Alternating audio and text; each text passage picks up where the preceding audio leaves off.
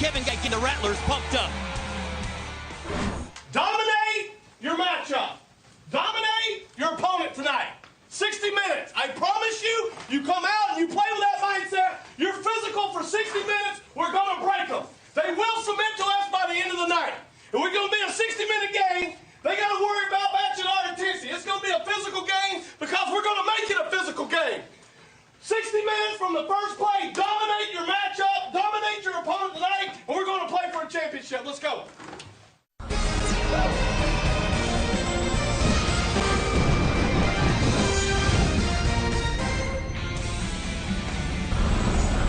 Welcome to the National Conference Championship game at Netson Wireless Arena Football on ESPN, and what a matchup. San Jose 14-5 taking on Arizona, who is 16-3. And what's at stake? A trip to Cleveland for Arena Bowl 27 as Cleveland in the American Conference game defeats Orlando 56-46. There you see the playoff brackets, the two conference finals. August 23rd in Cleveland, suddenly the hot spot in American sports. Hello to everyone. Ari Wolf, so glad that you're with us. Now, these are two of the best franchises in AFL history, a combined 7 Arena Bowl titles between them. And funny enough, they've never met in a conference championship game because before this year, they were always in the same division. And they compete against each other so fiercely that they measure their success against one another. So it's only fitting they compete to go to Arena Bowl 27. I'm going to bring in friend and partner Anthony Hare. Now, Big Ant, Nick Davila has arguably been the best player in the AFL for the last 5 seasons, but somehow he got a little bit better this year. How'd he do it? You're talking about the Tom Brady of the Arena Football League, and so for Nick Davila, who won an AFL MVP back in 2011, he's come back every offseason and found at least one thing to improve at, and defeating the San Jose SaberCats tonight would put him in his 4th consecutive Arena Bowl appearance. But for Nick Davila, he's going to face a defense that really knows how to get after the quarterback. The San Jose defense, #1 in the AFL in scoring defense, in total defense.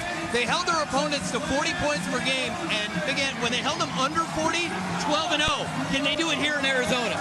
They've got a great shot at it because they've got a pass rush that I love, and it's led by 2 guys on the inside at the nose guard position and the MAC linebacker position. Francis Maka, one of the best Macs in the business, and in front of him, Jason Stewart, who I believe is one of the Defensive Player of the Year candidates because of how important that nose position is. They took down Eric Meyer 5 times just between the 2 of them in their victory over Spokane last week. All right, let's introduce the 3rd member of our broadcast team, a guy who knows this rivalry well, Randy Gatewood. Coach, could you talk a little bit about the mindset of your team as you get ready to face off against a very familiar foe in San Jose? Well, this is championship football tonight. It's got to be a physical game, and we got to make it physical. That's, we got to be in the right mindset from the start of the game to the end. It comes down to who's the best team on this day. What do you expect from San Jose's defense tonight? Well, I expect them to come up and try to pressure us, not only with their pass rush, but with their DBs, try to come up and press us. We got to win off the press and be able to go downfield on them. Best of luck to you. Ari? Thank you very much, Randy. Rules of the game: 4 15-minute quarters. The clock runs except during the final minute of each half. One offensive player may be in forward motion before the snap. No outside stunting or twisting, and no punting. A missed kick is live off the rebound net. Take a look at the head coaches. Darren Arbett, already in the Arena Football Hall of Fame. 3-time world champion, 2-time AFL Coach of the Year. 14 seasons as the head man with the SaberCats. You've already been introduced to Kevin Guy, who is one of the most fiery coaches in the AFL. And Arizona looking for a chance at a three-peat, which has only been done one time in AFL history by the Detroit Drive. Arizona to kick it off. They will get the ball at the start of the 3rd quarter. And here we go. Reggie Gray is deep for the SaberCats. Plays it cleanly off the net. And Reggie Gray stumbles for a moment, stays on his feet, and the kicker forces him out of bounds at the 20-yard line. A rookie quarterback playing in the National Conference title game. Nathan Stanley, he's a big guy, 6'4", 225 pounds, 25 years of age, played his college ball at Southeastern Louisiana. And he led them to a victory last week. Completion percentage wasn't overwhelming, just 18 of 35, but no turnovers, and that's really the key for the young quarterback. That's what it comes down to against an opportunistic Arizona defense. Nathan Stanley has to play mistake-free. Ben Nelson with the catch. Let's take a look at impact players. Big play, Reggie Gray at the wide receiver position for the San Jose SaberCats has added the deep element to their offense this season that they needed. And Taj Hawthorne, former Wisconsin Badgers All-American, 17.5 total tackles this season, really pushes the pocket in the interior like he needs. I like the Badger reference earlier. Well done. Second and short. Stanley, all kinds of time. That clock's ticking, and that's almost picked off. Tyree Glasper brings the pressure, but it was a good pocket. Initially had great protection, as you referenced, Wolf, and late Tyree Glasper from the MAC position is going to end up leaking through, but they did a nice job just basically double teaming on the interior where Odie Armstrong kind of trips Taj Hawthorne from the nose, and then once you have such an active nose there, Tyree Glasper is going to continue to rush the pocket, stay after it, like the fact that Stanley didn't put the ball in harm's way. Third and short. San Jose on the season, 45% on third down, 7th best in the AFL. And a flag is down. Odie Armstrong picks up the first down, and probably no one's more emotional today than Odie Armstrong, having been a part of the Rattlers run and now in here as a member of the SaberCats. Won both Arena Bowl 25 and 26 with the Arizona Rattlers.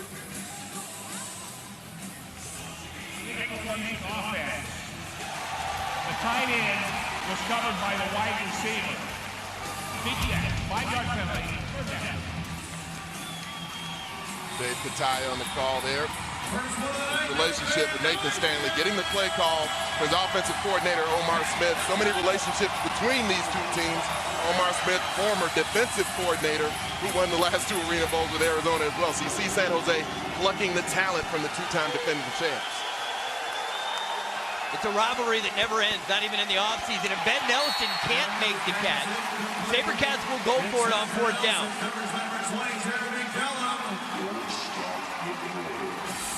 Stanley on the season started 9 games, 60% completion. But he's never been in an environment like this with this much at stake. First 4th down of the game for a rookie quarterback against the defending champions. This won't be the last 4th down that Nathan Stanley goes for. This is arena football. Reggie Gray in motion. And Stanley stumbles and falls. It's Arizona football at the San Jose 17-yard line. Great start for the Rattlers defense. Well, what Arizona does with their rush mentality is they just collapse the pocket. They use all 4 guys, the nose, the 2 ends, the MAC linebacker, and you see them using power to collapse the pocket. You're not going to see a lot of finesse rushing from the Rattlers. That's why it's more difficult to come up with holding penalties, but right there on the inside between Hawthorne and Glasper, able to take the bodies of the offensive blockers and sit them in the lap of the QB. Here comes the Rattlers offense, led by MVP candidate Nick Davila. And number 10, looking to start out with a big play to Windsor. He's got it! Touchdown, Rattlers!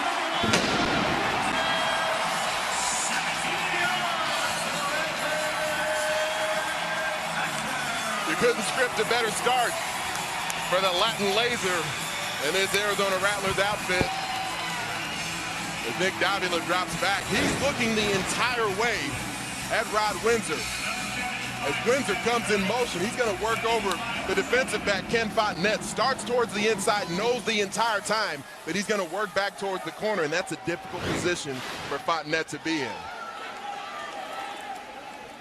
Extra point is up, and it is good. What a start for the 2-time defending champs, appearing in their 4th straight conference title game.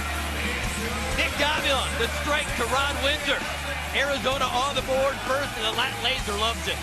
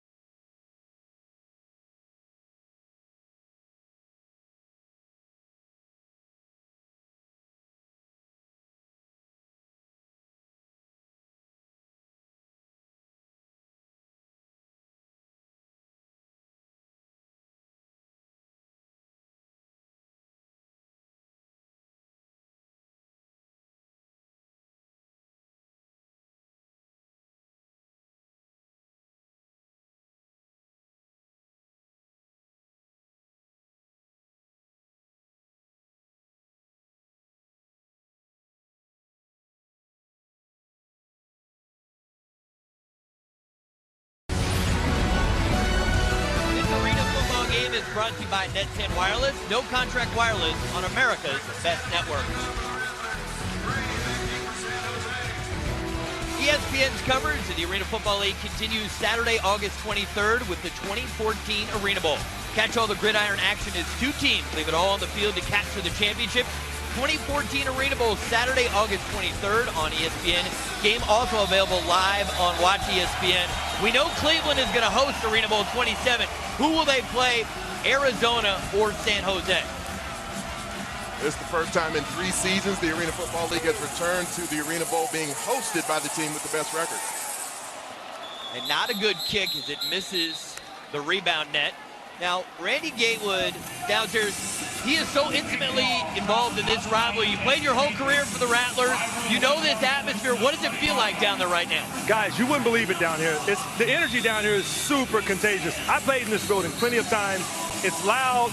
The fans are crazy. I really honestly think Arizona is walking around with the swag that they had back for those first 14 games of the season. I spoke with Coach Guy real brief, and the one thing he said to me was, Gabe, we're ready to play tonight. And so far, it looks to be that way. Thank you very much, Randy. And we assure you that Randy will be completely impartial throughout tonight's game. He's a professional.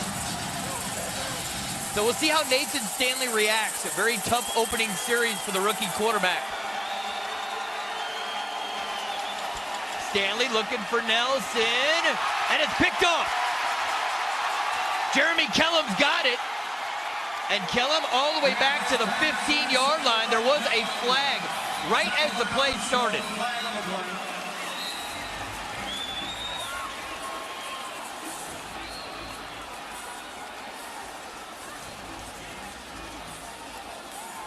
It was such a great drive on the football there from Jeremy Kellum. San Jose seems to think they're getting the football back.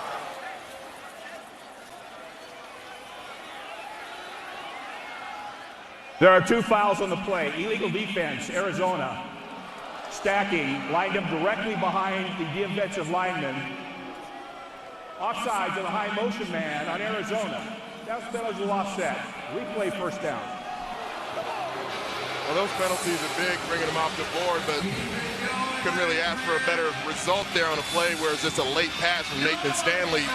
Rookie quarterback, we talked about the atmosphere here, Ari, and Russ Mickna, very experienced football player, not in the lineup. He's been activated last week off of a broken collarbone. You have to wonder if the coaches will look to go to Mickna at some point if Stanley continues to struggle. Stanley looking for Reggie Gray. He's got it. Touchdown, SaberCats. What a throw from the rookie. Stanley's pass complete to Gray. 30 yards for the San Jose touchdown. Nathan Stanley's got a big arm. Wondered for a second when it first left his hand whether or not he was overthrowing the receiver.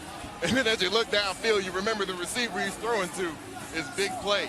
Reggie Gray, afterburners in the legs of Reggie Gray. 64 and 72 can really turn the tide of a game, get a young quarterback to settle down. Nick Pertwee on for the extra point attempt. And Pertwee connects. Pertwee was the top kicker in the AFL this season. He did not miss a field goal. Interesting start here in the desert. 2 great rivals going toe-to-toe for a berth in Arena Bowl 27. Game tied at 7.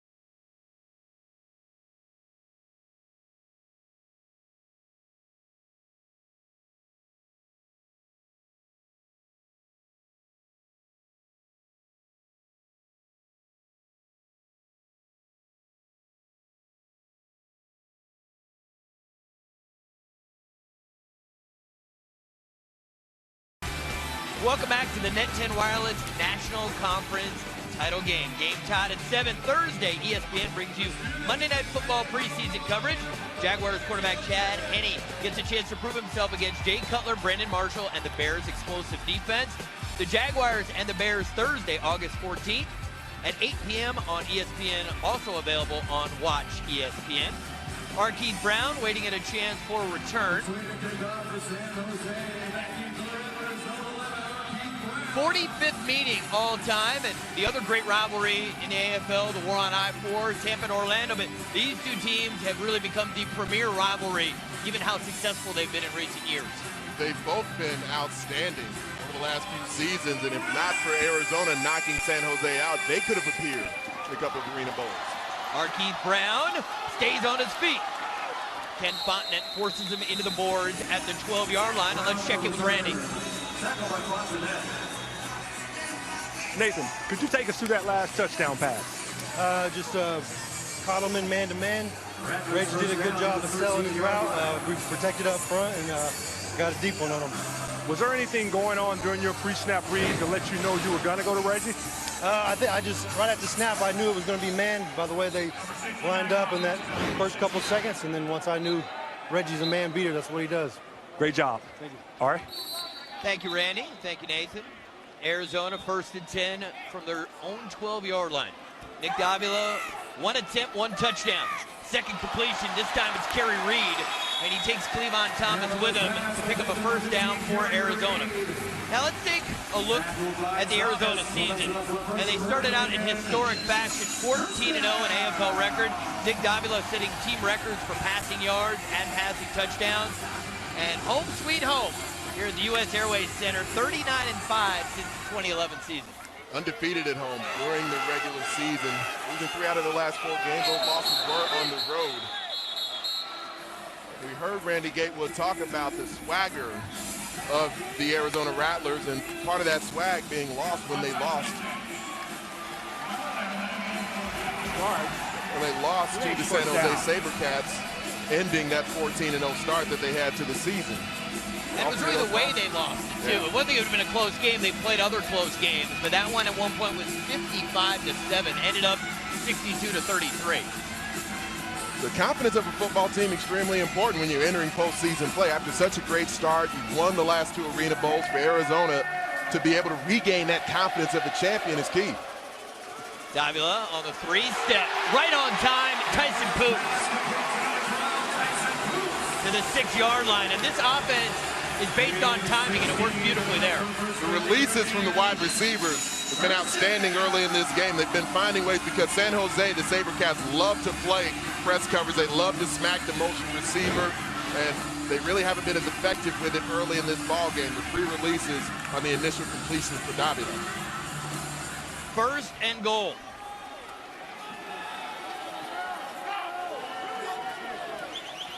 Davila. Kerry Reed, touchdown, Rattlers.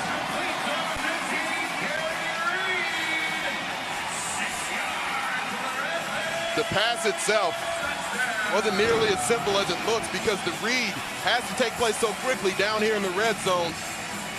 Basically a rub where the receiver runs through David Highland, who's playing the middle in that set.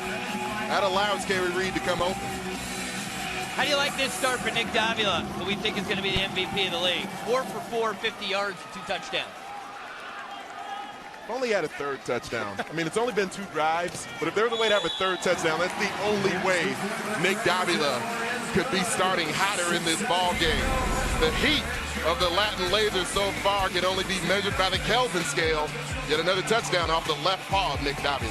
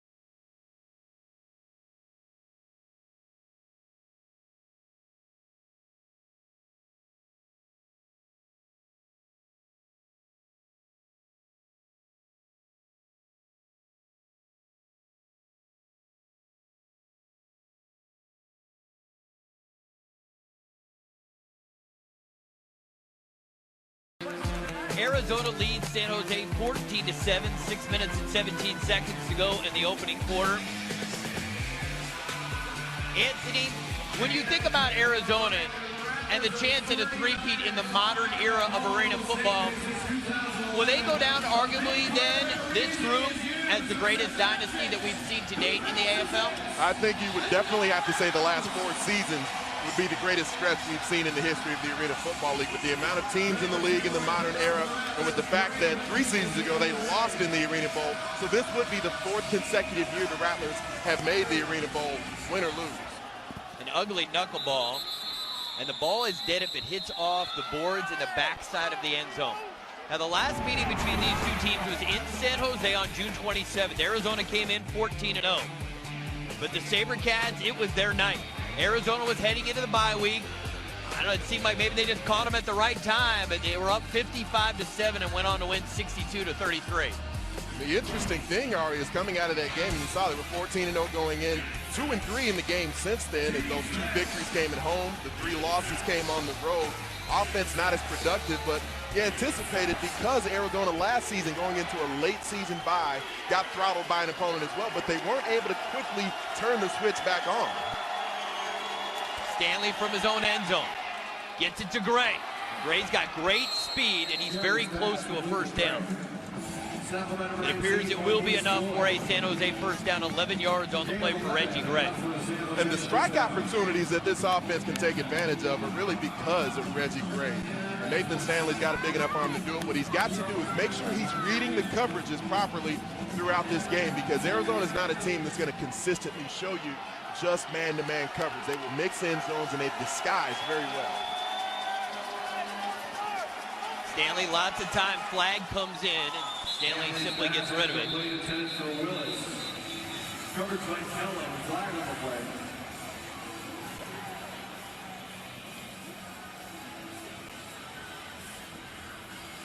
There are 2 fouls of the play. Holding, offense. Number 32. Holding, defense. Number 20. Those penalties offset. We play first down. With a quarterback who's a rookie like Stanley is, the strike opportunities that are missed can come back to haunt you in a game like this, where Arizona's offense has been very hot early. That's why that deep touchdown pass to Reggie Gray, not only key just to turn the tide of his confidence, but to let the defense know that Nathan Stanley is willing to make them pay. Stanley. On target, Ben Nelson with the catch. If you're not familiar with Ben Nelson, he's a former Rookie of the Year, an elite player in this league, had a horrific knee injury, and he came back after more than 2 years gone to play in their final regular season game at Iowa. He's always been a very reliable football player, and adding him back to the lineup, that veteran presence.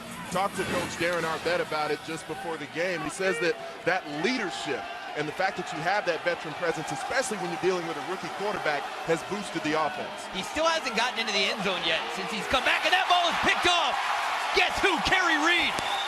So he scores the touchdown, and the Iron Man on defense then gets the interception.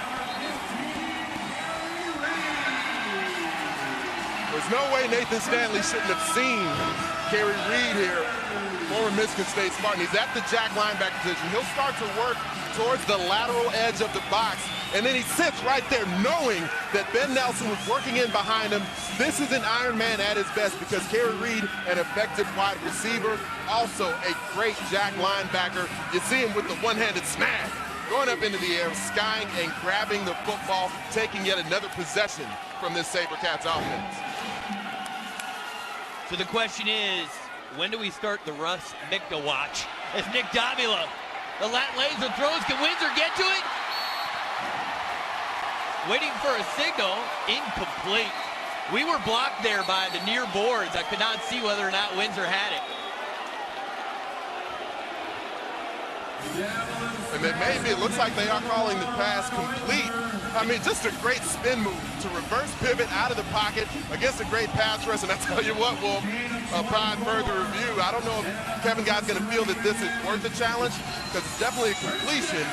But it looks like Rod Windsor had possession of the football within the end zone. But you got it on the 2-inch line. Kevin Guy may not want to waste the challenge on this. What a pass. That's an outstanding throw and catch from two great players. And Davila's going to keep it himself and get the 6. Touchdown, Rattlers. The #1 offense in the AFL, the high-octane start. They've already got 3 touchdowns. And you normally see the championship belt from Nick Davila, a little salsa in the end zone to celebrate the touchdown there, because they took one off the board and couldn't get it through the air after they didn't rule the touchdown correctly. Nick Davila getting this house jacked up. And Randy Gaywood, you're down the field over. You were just behind Nick Davila on that pass play. What'd you think about the mobility? We don't see that from Davila as much.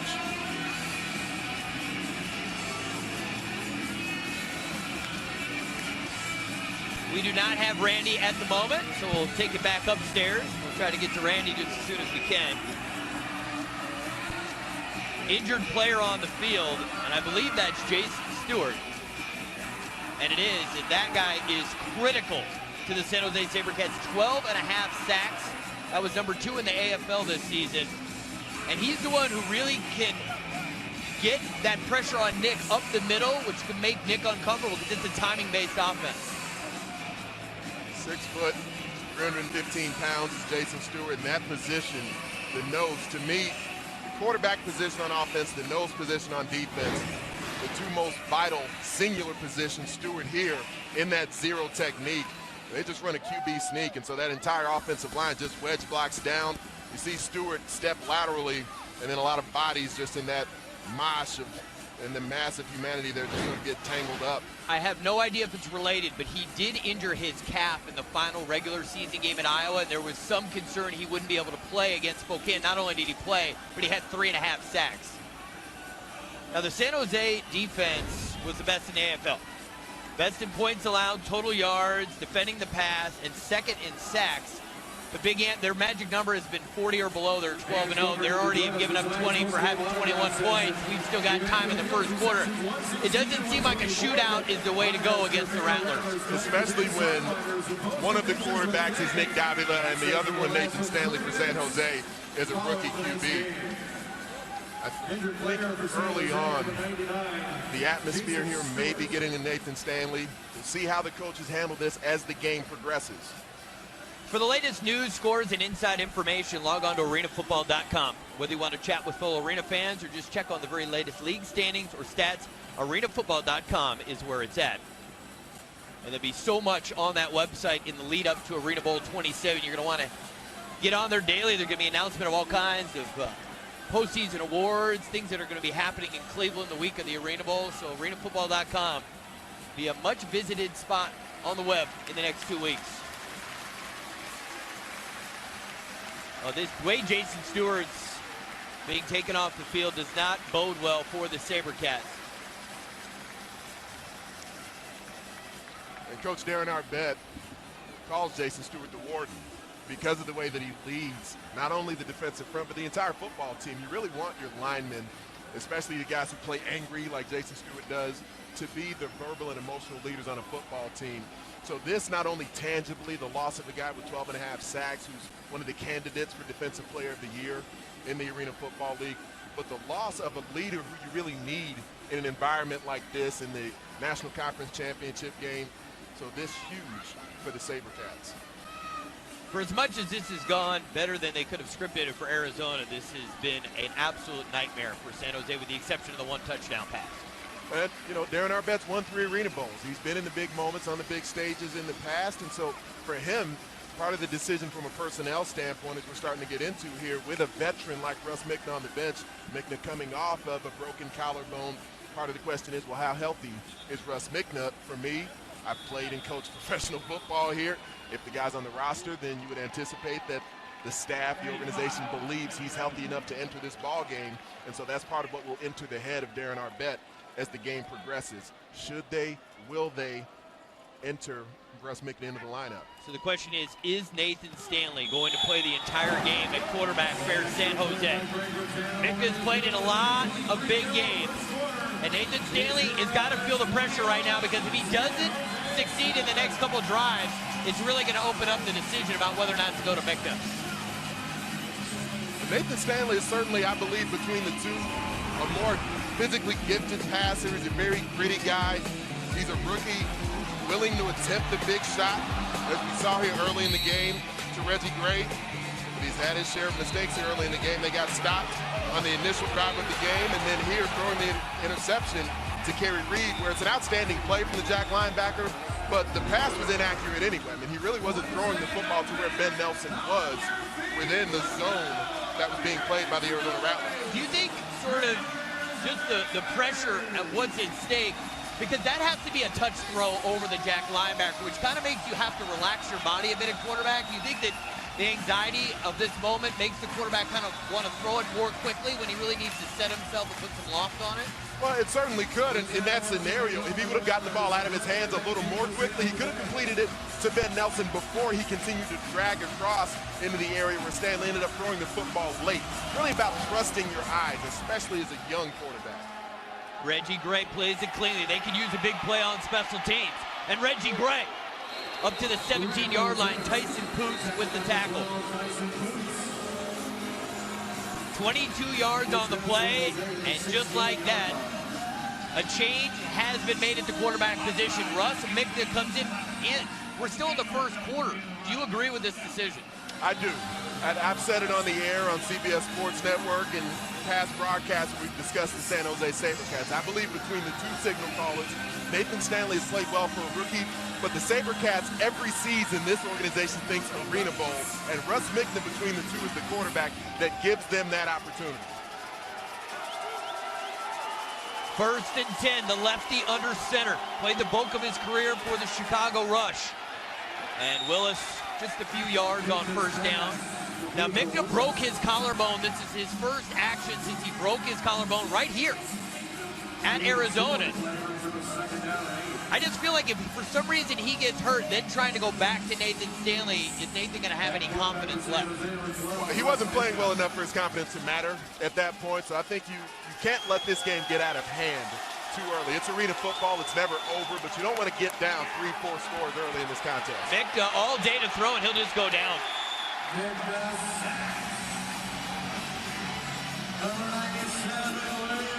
And mobility is one of the things that Russ Mikna, even though he doesn't have the arm talent of Nathan Stanley, mobility is one of the things that he's more effective at. But with that collarbone, you know, whether or not it is 100%, he hasn't taken any live shots. He hasn't been hit in a live game since breaking that collarbone in this building.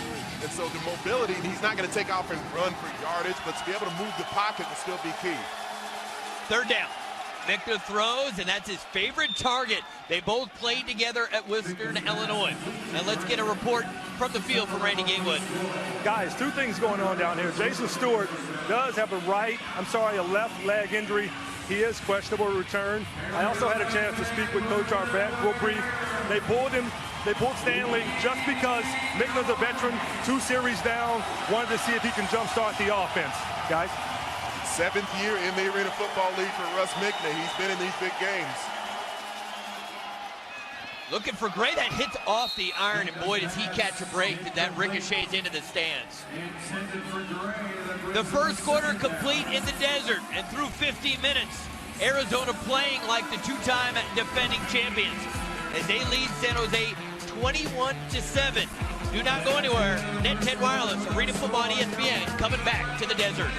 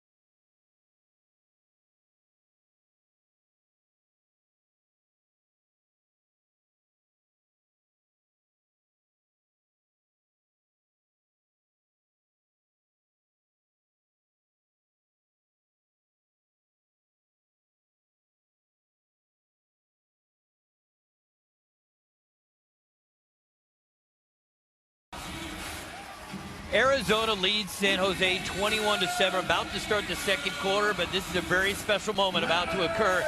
The 2014 Hall of Fame class to be introduced by Randy Gatewood and Commissioner Jerry Kurz. We are playing for the Jerry Kurz Trophy tonight, and I'm standing here. He has a very, very special announcement to make tonight. We're going to announce tonight our 2014 Hall of Fame class. Got 4 tremendous inductees: Andre Bowden, Damian Harrell, Kyle Moore-Brown, and Omar Smith. Great players, and you know them all, but we're so pleased that we announce tonight our 2014 Hall of Fame class. All right. That is exciting stuff. And one of the guys involved intimately in tonight's game, the offensive coordinator for San Jose, Omar Smith, and his quarterback completes it to Reggie Gray. Touchdown, SaberCats. There is a flag down at the 2-yard line.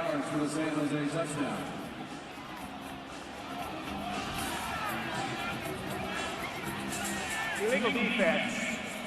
Number 19, Jack Linebacker, was too deep. And penalties declined. Touchdown.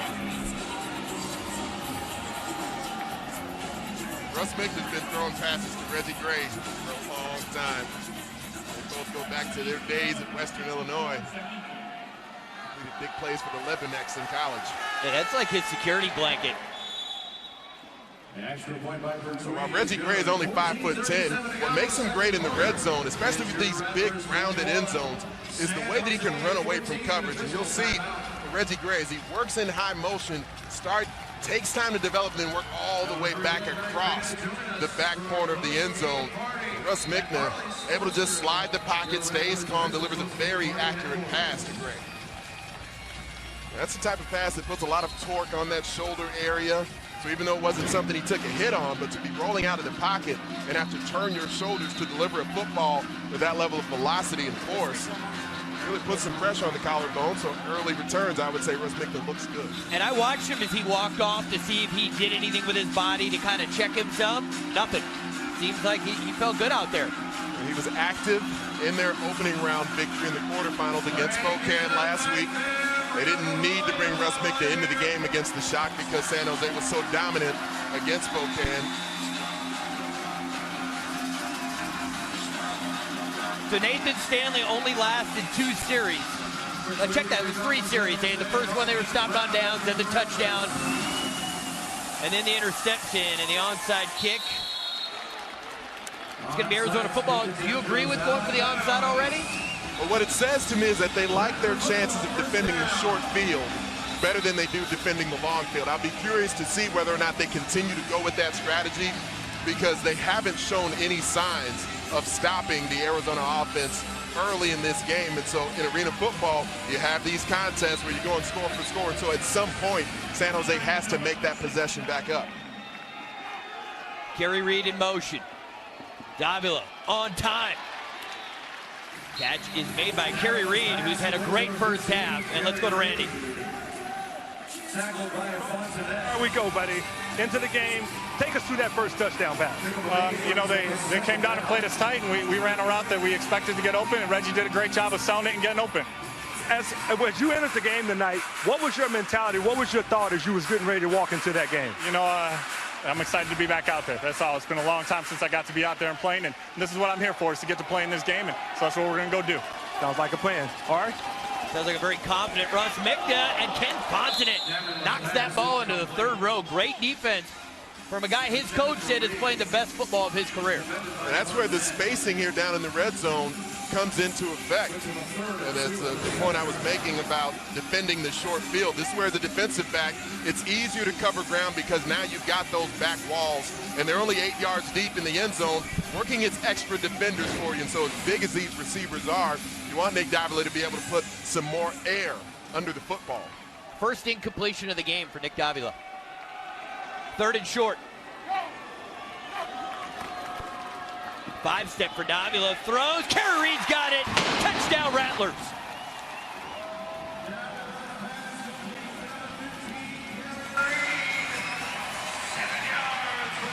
It's another scenario, a wide receiver able to essentially be a decoy. And Rod Windsor, not a bad decoy if you can get him. He'll work across the formation, bring the coverage with him. That allows a free release for Kerry Reed.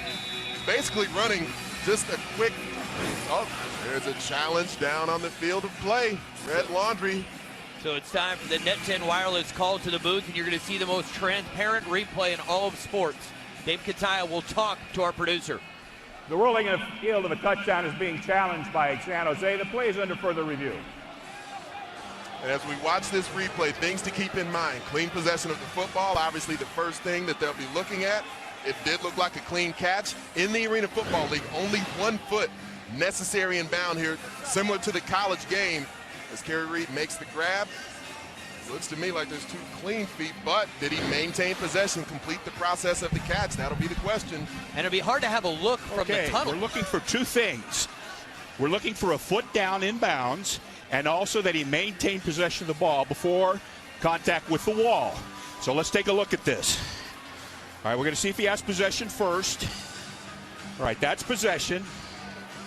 Control. All right, he hits the ball. Now let's see if we can see the foot. All right, we're going to look for the foot down now. We're going to look for a foot. All right, we have possession of the ball. There's the foot. There's the second foot. All right, he's got it. That's a secondary act by the defender pushing him. All right, we're going to probably confirm this. Give me one more shot of that, please. The push is a secondary act by the defender. All right. Okay, foot. All right, at this point we have a catch. Do you have any other angle that shows? All right, thank you. All right, we've got possession. We got a foot down. We saw from the other, we'll piece them together on this. But we saw a foot down from the other angle. Now he's out of bounds, possession.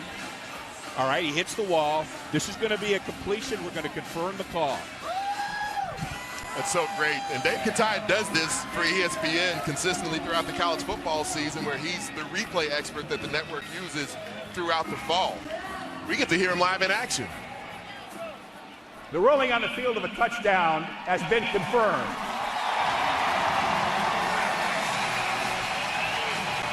Darren Arbet looks confused, but once he gets to see the replay himself, I do think that confusion will leave. Was already out of bounds. San Jose is charged with a timeout and a challenge. San Jose now down to 2 timeouts remaining in the first half.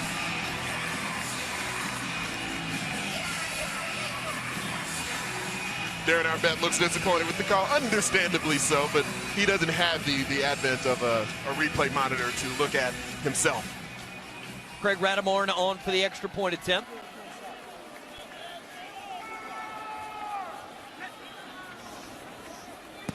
Kick is on the way, and it is good. The Arizona offense now 4 for 4, 4 possessions, 4 touchdowns. Davila's got 3 through the air and 1 on the ground. Kerry Reed, his 2nd touchdown of the game.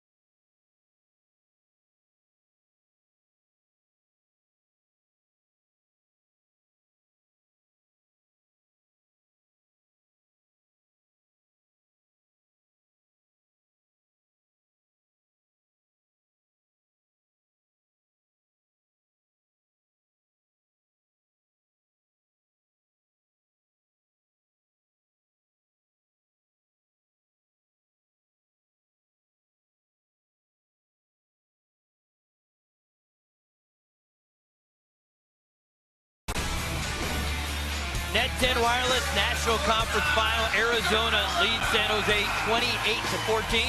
Thursday, ESPN brings you Monday Night Football preseason coverage.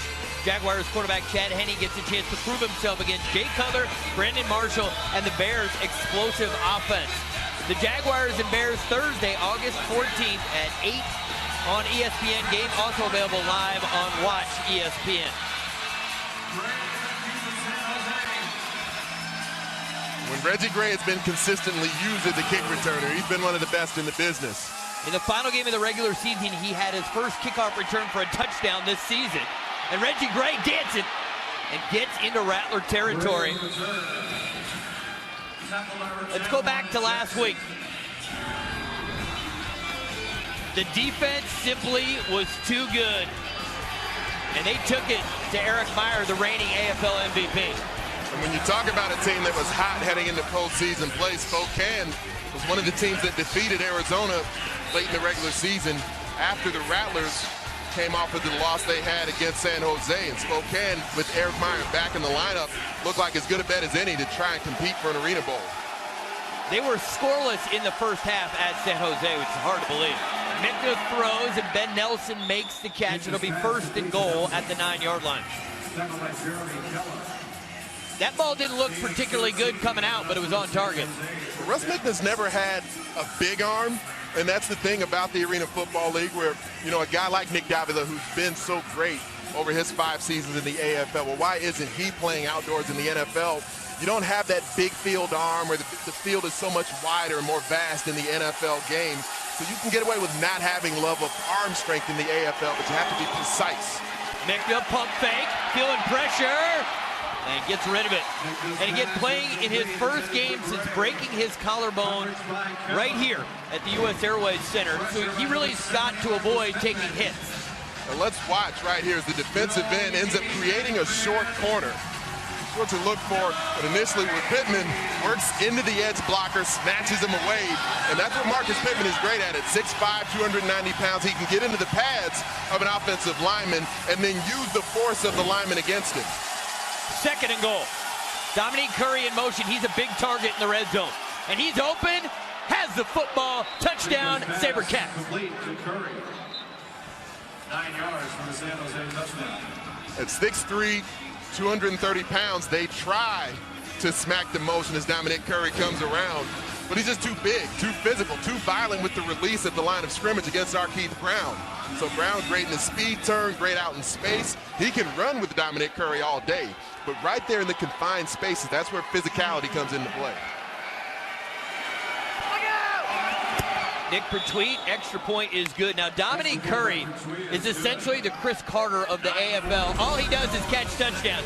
50 regular season catches, 25 for touchdowns. Number 18 gets his touchdown to make it a 7-point game.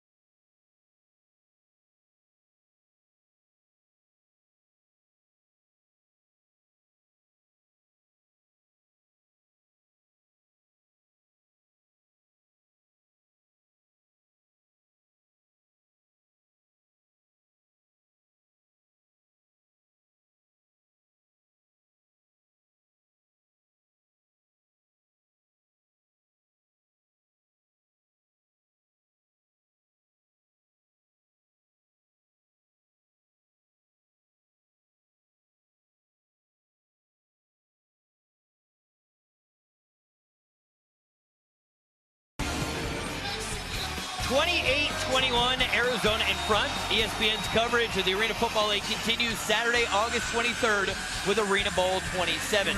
Catch all the gridiron action as two teams leave it all on the field to capture the championship. The 2014 Arena Bowl Saturday, August 23rd on ESPN. Game also available live on Watch ESPN. Cleveland will host, as they have the best record remaining of the three teams. Only one loss in the regular season, so they will host the winner of San Jose and Arizona.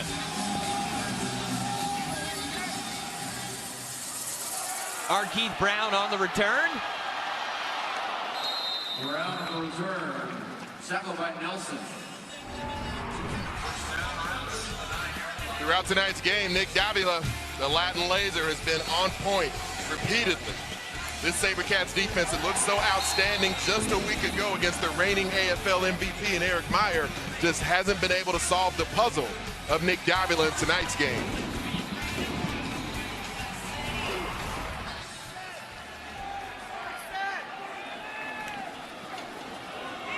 That ball skips. Just the second incompletion for Nick Davila. You almost wonder if just the tight coverage is part of the reason why. Maybe he skipped it on purpose, didn't want to throw into coverage. Brings up the second down.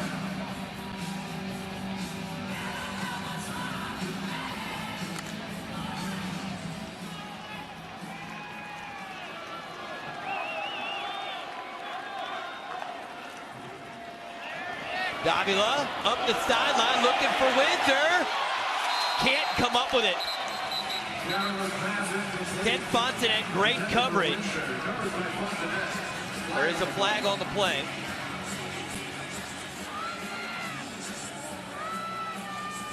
Illegal contact, number 5 defense.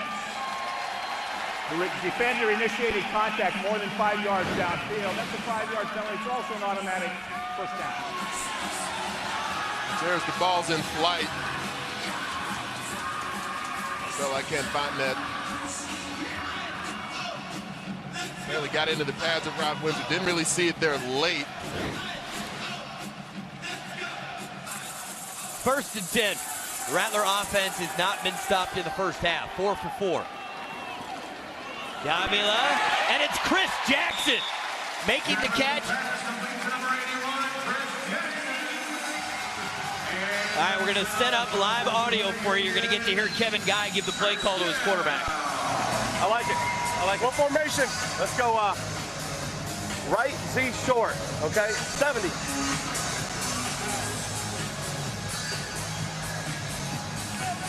Fascinating to see Chris Jackson, number 81, out there after 3 seasons retired, comes back to try to help the Rattlers get to the Arena Bowl.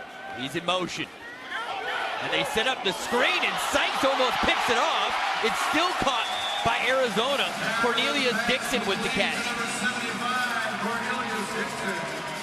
This is a bad decision. I mean, it was defended well from San Jose, but Nick Davila just has to know, throw this ball in the dirt. There's white jerseys all around Cornelius Dixon. No place to fit that football through. Very fortunate that that didn't end up as an INT.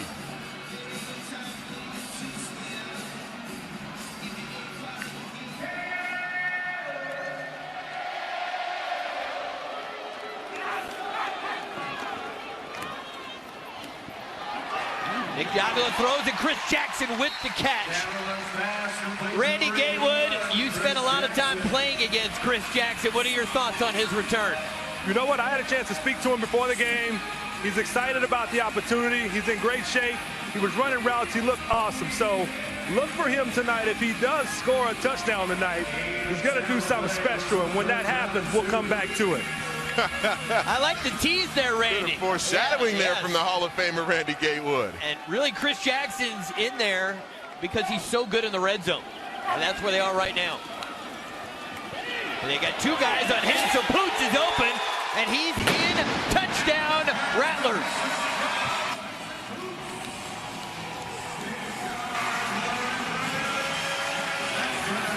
There's been a lot of rubs. San Jose would call them picks in the end zone. And let's watch Rod Windsor initially as he works in the end zone, and he'll stop. He'll basically become a post player, boxing out Ken Fontanet, not allowing him to get in position to try to make this tackle against Tyson Poots. Chris Jackson was a great decoy on that play. He really took two guys with him. Rattlers on for the extra point attempt. Kick is on the way, and it is good. The Arizona offense has been unstoppable in the first half.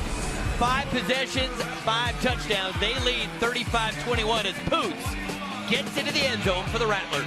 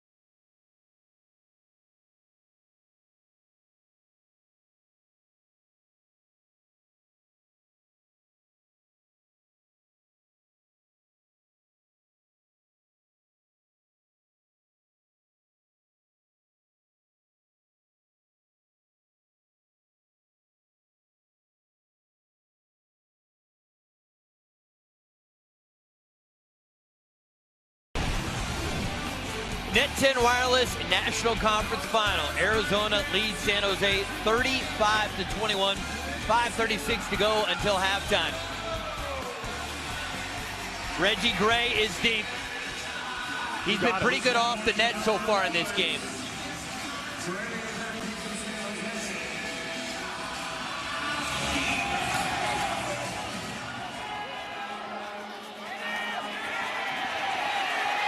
And look at Reggie Gray. Little shake and bake, gets by the kicker. Turns on the Jets, but is caught from behind inside the 5. It'll be first and goal. There is tri-nitro toluene coursing through the veins of Reggie Gray. Clean catch, and then the opportunity here given by the coverage team because they open up a lane, and the kicker's the only one in the alley with Reggie Gray.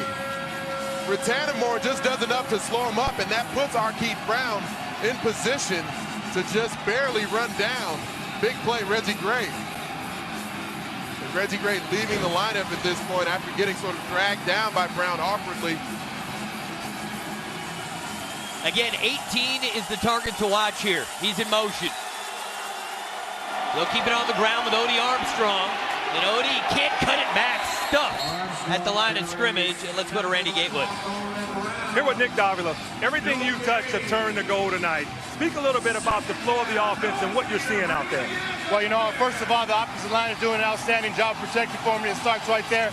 Receivers are getting open, and I'm just making the right reads. If you was able to phrase it as in the zone, would you explain it to them, to the fans, what exactly in the zone is and what you're feeling? Well, it's just having the juices flowing, you know what I mean? You got to play hard, play with some intensity, and, you know, just give it 110% and just let everything take care of itself. Thanks a lot. Best of luck, the rest. All right. Thank you, Randy. Now it's going to be third and goal. They tried to run it in with Dominique Curry, and this is a San Jose offense traditionally loves to use the running game in the red zone. They've got Odie Armstrong at the fullback position. Armstrong scored 4 rushing touchdowns in that dominant victory that San Jose had during the regular season.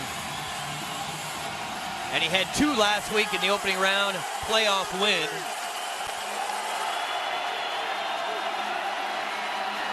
Mikta throws, and it's knocked away. Terrific defense. Marquise Floyd, the old veteran, at 34 years of age, able to knock it down with his left hand. And watch the reaction here, because Marquise Floyd isn't going to see the football initially, but then as he drops back right there, baited the quarterback for a second, kept great spacing, and then able to just dive and get the fingertips in there at the last moment. bringing us to 4th down. 4th down tonight, San Jose's 0 for 1.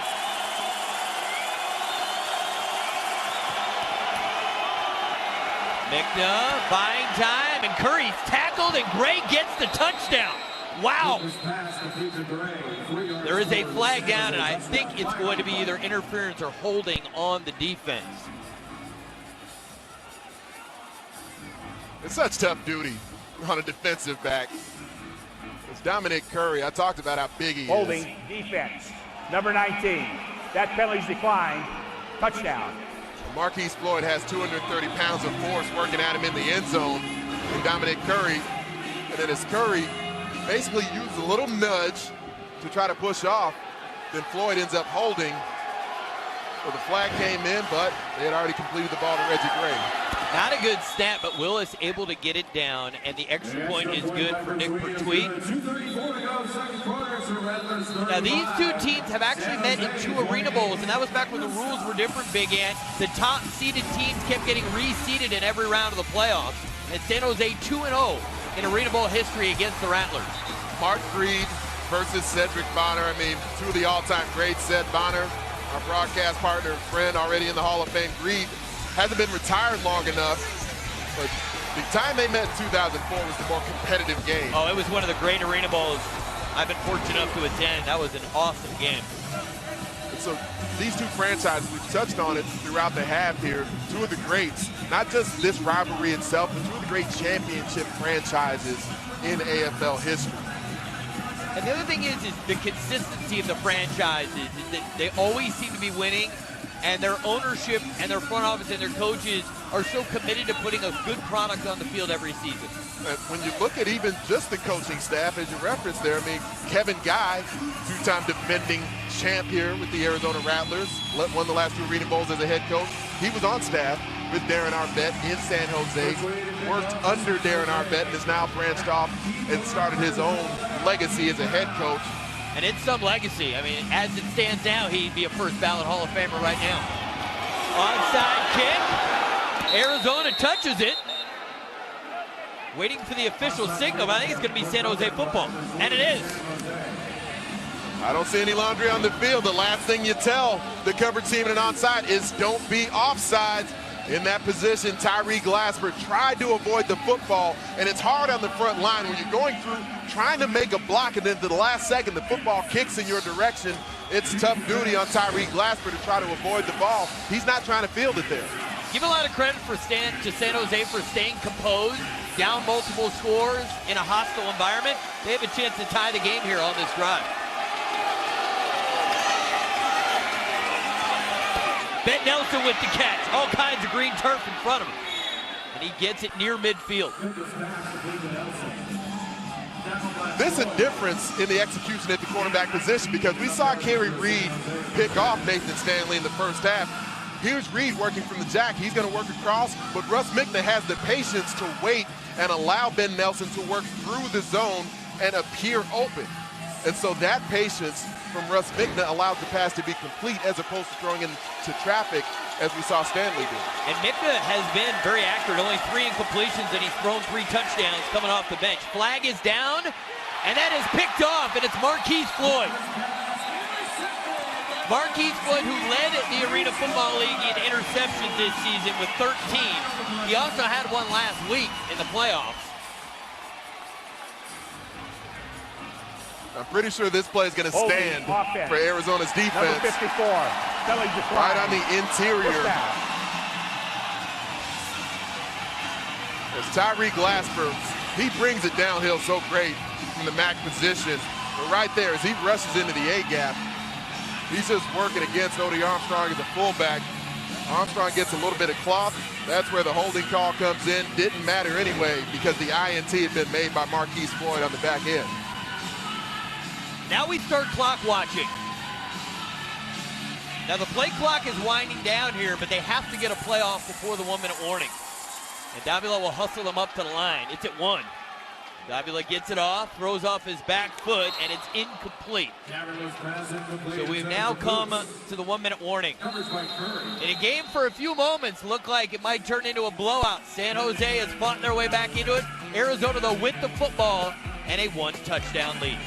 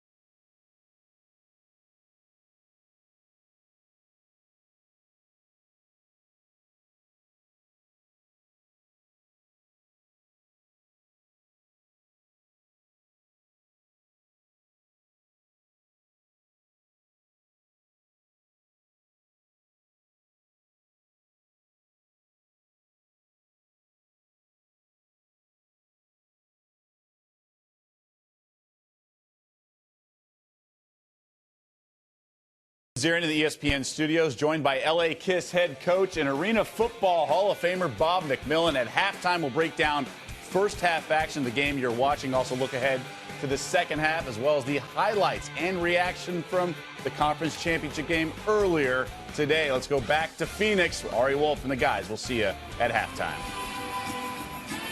Thank you very much, Doug. Looking forward to hearing the commentary from Bob McMillan, one of the great Warriors. As Doug mentioned, a Hall of Famer as a player, and maybe one day a Hall of Famer as a coach as well. He's the defending AFL Coach of the Year for his efforts last season with the Chicago Rush. Not the season he wanted to have, obviously, with the LA Kiss. They were still actually on the cusp of a playoff push there in the Pacific Division. Windsor in motion. Davila going for the big hitter, and that's out of the reach of Ron Windsor. And he may have actually wanted, that was essentially getting rid of the football because he saw the double team there. But Cedric Walker, the defensive coordinator for San Jose, has done a nice job in mixing his coverages. San Jose normally a team that likes to come up, smack the motion a lot, really press the receivers. But he's done a nice job mixing in some bail looks and making sure he's not putting his defensive backs in too much of a bind. What I haven't seen as much as I anticipated was that pass rush from San Jose, keeping Nick Davila under duress. Chris Jackson in motion. And Davila throws. Boots can't get to it. Big play here, and what are you thinking? 4th down, 50 seconds to go. There is a flag down, however. And I think San Jose is likely to decline this because it's going to be a penalty on Rod Windsor. There's been a lot of rubbing, some virtual pick routes that have been getting run here. Pass interference offense, number 1. That penalty's declined, 4th down.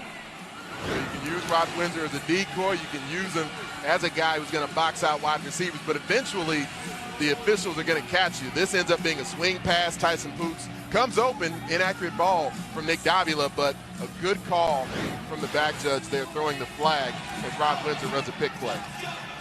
4th and 10 for Arizona. On the season, they were 16 of 30. 3rd best in the AFL.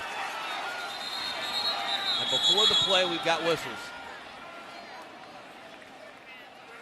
Timeout. Arizona. Their first charge back out of the half. 36 seconds. And Randy Gatewood, I mean, you were the all-time interceptions leader here with the Arizona Rattlers, obviously a great receiver as well. Let's talk San Jose defense. How do you feel like the SaberCats have been executing against this great Rattlers offense? I think they've done a great job all night. They had a couple of miscues. Of course, the loss of Jason Stewart tonight is going to slow down that pass rush up front. But I can tell you what, with that happening, expect a heavy dose of press coverage from these guys, especially on 3rd and 4th down. In my opinion, coming up right now, they're going to press across the board. They're going to force Arizona to beat them over the top. So take a good look. I could be wrong, but I'm almost sure that that's what's going to happen. Way to protect yourself there, Randy. All right, 4th and 10. Windsor in motion, and a flag before the play.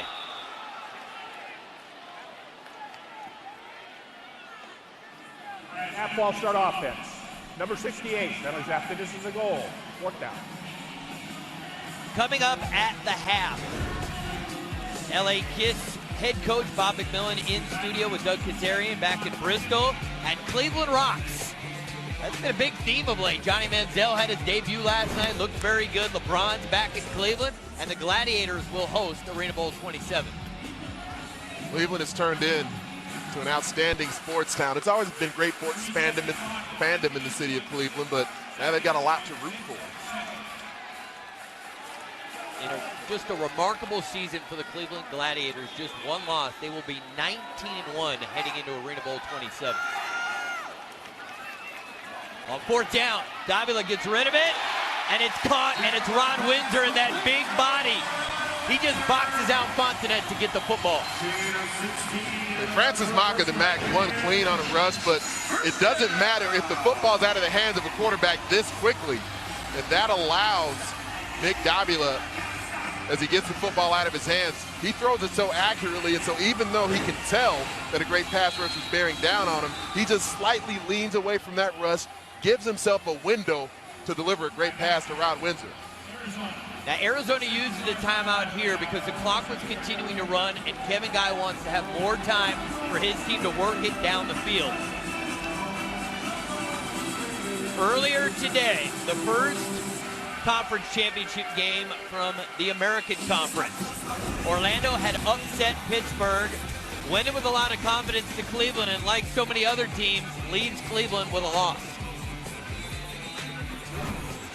Watching that game, Wolf, throughout the day on CBS Sports Network, that American Conference final, it's a great contest initially, and then Cleveland, as they continue to do, just found a way to outlast their opponent.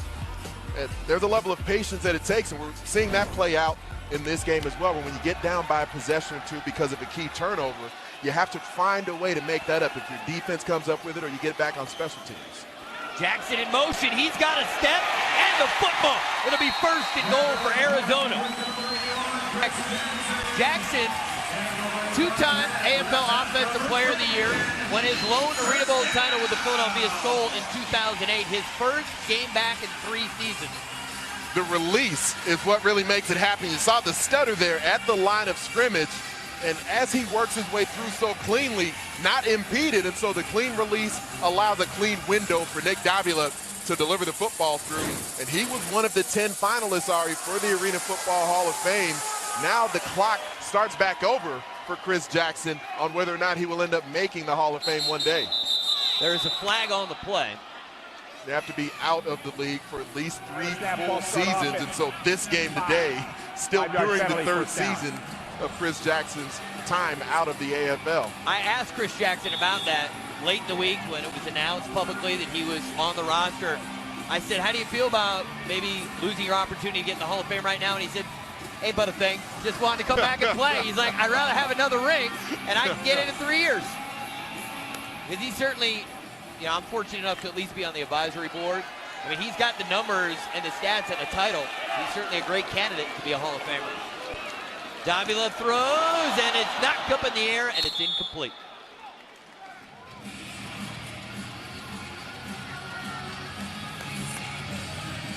When you're not getting home on your pass rush, and San Jose hasn't done cleanly in the game, it's imperative to get your hands up at the line of scrimmage. And Nick Davila wanted to get rid of the football just a hair earlier. Francis Maka does a nice job getting his hands up. But there was a great jam on Tyson Poos, knocking him off the route. And so Davila ends up finishing his 3-step pull as he's getting ready to deliver the football. But a lot of quarterbacks, you won't even finish that 3rd step as you see a receiver come clean, as we saw with Chris Jackson on his release previously. 16 seconds in eternity. They've got time for 4 plays if they need them. Davila throws, and it is broken up. I can remind everybody, in the final minute of the half and the final minute of the 4th quarter, all incompletions or times when player reaches the ball out of bounds, the clock stops. So 11.8 to go in the first half. Plenty of time here on 3rd down. You want to make sure you're the last team with the football, or at least leave as little time remaining on the clock as you can. one-score game right now. So if Arizona's able to put points on the board, going into the locker room, being up 2 scores, and not give San Jose an opportunity back with the football, that's precisely how Kevin Guy wants it to play out. And keep in mind, Arizona will get the football to start the third quarter, so a chance to make it a 3-score game. So a lot of pressure on the San Jose defense right now. And they set up the screen, and Michael Huey's still on his feet, and the big fella takes it for 6. Touchdown, Rattlers.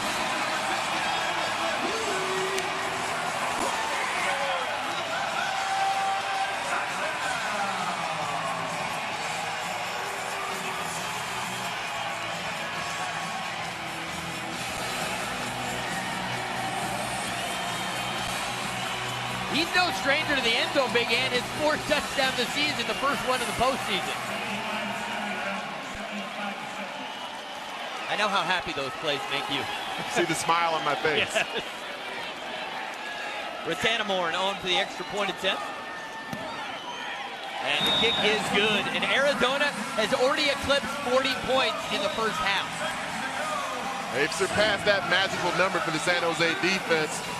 Michael Huey, who they put in at the fullback position, this really isn't why he's supposed to be in the lineup. They put him in at fullback instead of Alex Singleton, really because he's supposed to be a great blocker.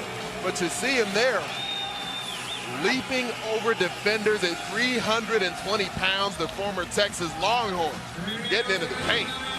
How about the way he just brushed off the tackle for Dominique Curry and kept on rambling? Let's go to Randy. Guys, I'm standing here with Huey. Agile, not fragile. Great play. Walk us through it. Well, it's a double screen to the tight end fullback. I released, no one was on me. Just show a little athleticism in the end zone. And an end zone dance at the end, guys. What more can you ask for? A big man in the end zone. Great job. Thank you. All right. Thank you, Randy. He's saying, Mac Brown, why did you let me play tight end in Texas? Put me in the game, coach. It was a multi-year starter at offensive guard for the Longhorns. I think they liked what he did in pass protection well enough, but to show off that skill set, it's impressive. The big fella's fired up. I like it. All right, 4.9 to go. SaberCats could really use a return here from Gray. Gray gets a block. Clock's going to expire, and the first half is complete. Arizona offense, outstanding in the first half. They were the #1 scoring offense in the AFL at 42 first half points, and now let's go to Randy. Coach Guy, how pleased are you with the performance of your team thus far? Well, I think we came out, we're playing how I expected them to play. They're playing physical, they're dialed in. We got to get some more defensive stops to get some separation in the second half. What adjustments can we expect in the second half? Well, they need to make some adjustments right now, but we're going to keep the foot on the gas pedal. Thanks a lot. Ari, Anthony, I know you guys heard that. Back to you. It's hard to miss that one, right? Kevin Guy, wow, throwing it down. Arizona looking to go to their 4th straight Arena Bowl, looking for their 3rd straight title. Halftime festivities coming up.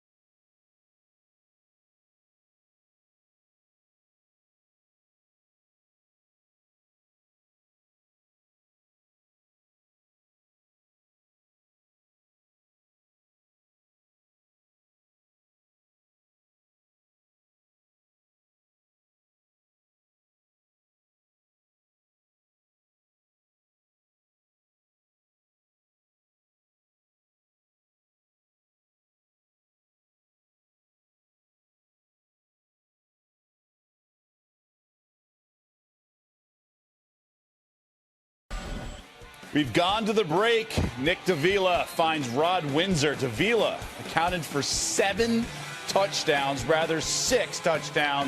as Arizona leads 42-28 at the break at home.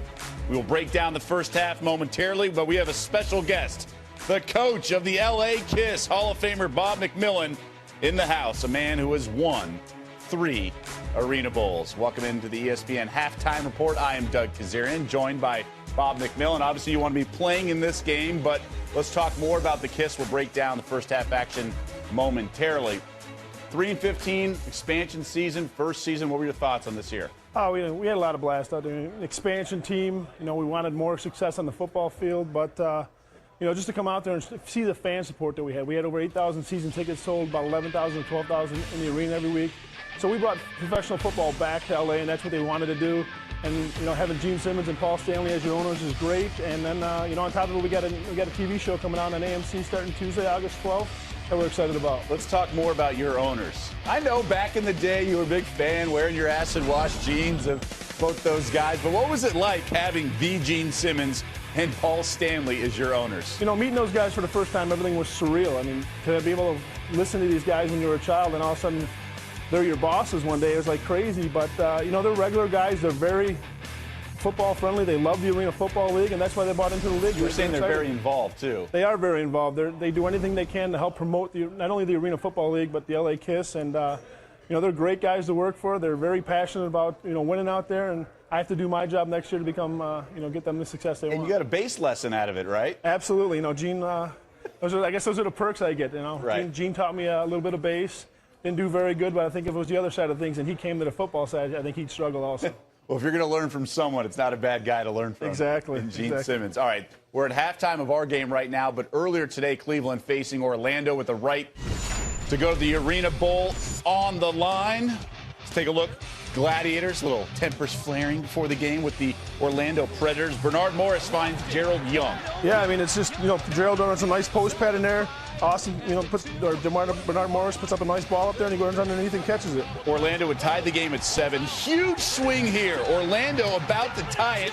Fumbles on the 1-yard line. Dominic Jones recovers. Backbreaker. Orlando's got a chance to go in and tie the game up right before halftime. Momentum swing for Cleveland right there. Yeah, that led to a Gladiators touchdown, 14-point lead. Fourth quarter, Orlando hanging around. There's Morris doing it with his legs. That's what makes him so dangerous. He's a dual threat quarterback, can throw it, can run it anytime he wants. That's why he does a nice job for Orlando. Orlando was down 8 at that point. Same margin. Shane Austin, one of his 7 TD passes. Great route, great corner route by Lewis right there. Austin put it on the money. That's why they're 19-1 right now.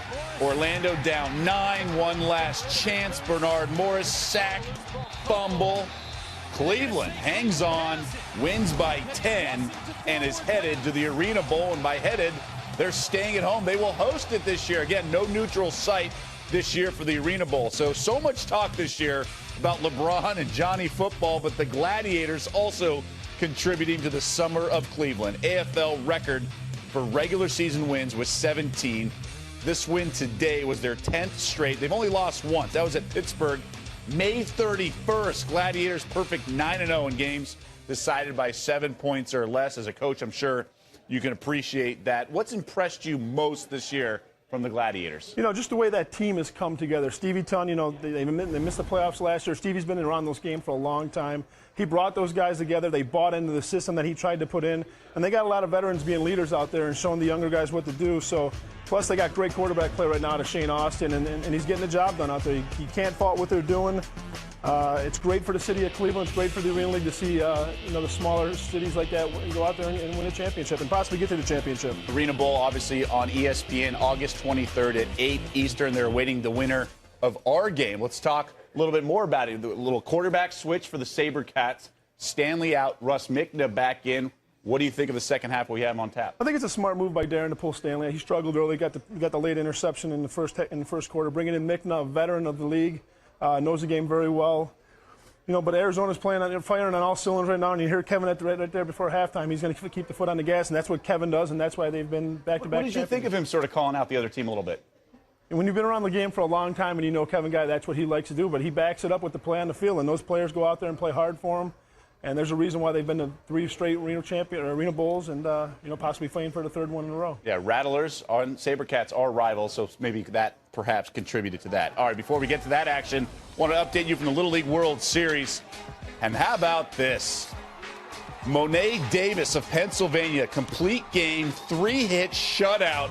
She leads Pennsylvania to Williamsport, so impressive performance there. 8-0 Pennsylvania beats Delaware. All right, still on tap as we have the coach's helmet. Look at that, Coach. Some serious hardware. Nice looking helmet right there. Davila, one of his 6 TDs that he accounted for. This one to Michael Huey, the fullback screen. Second half coming up from Phoenix.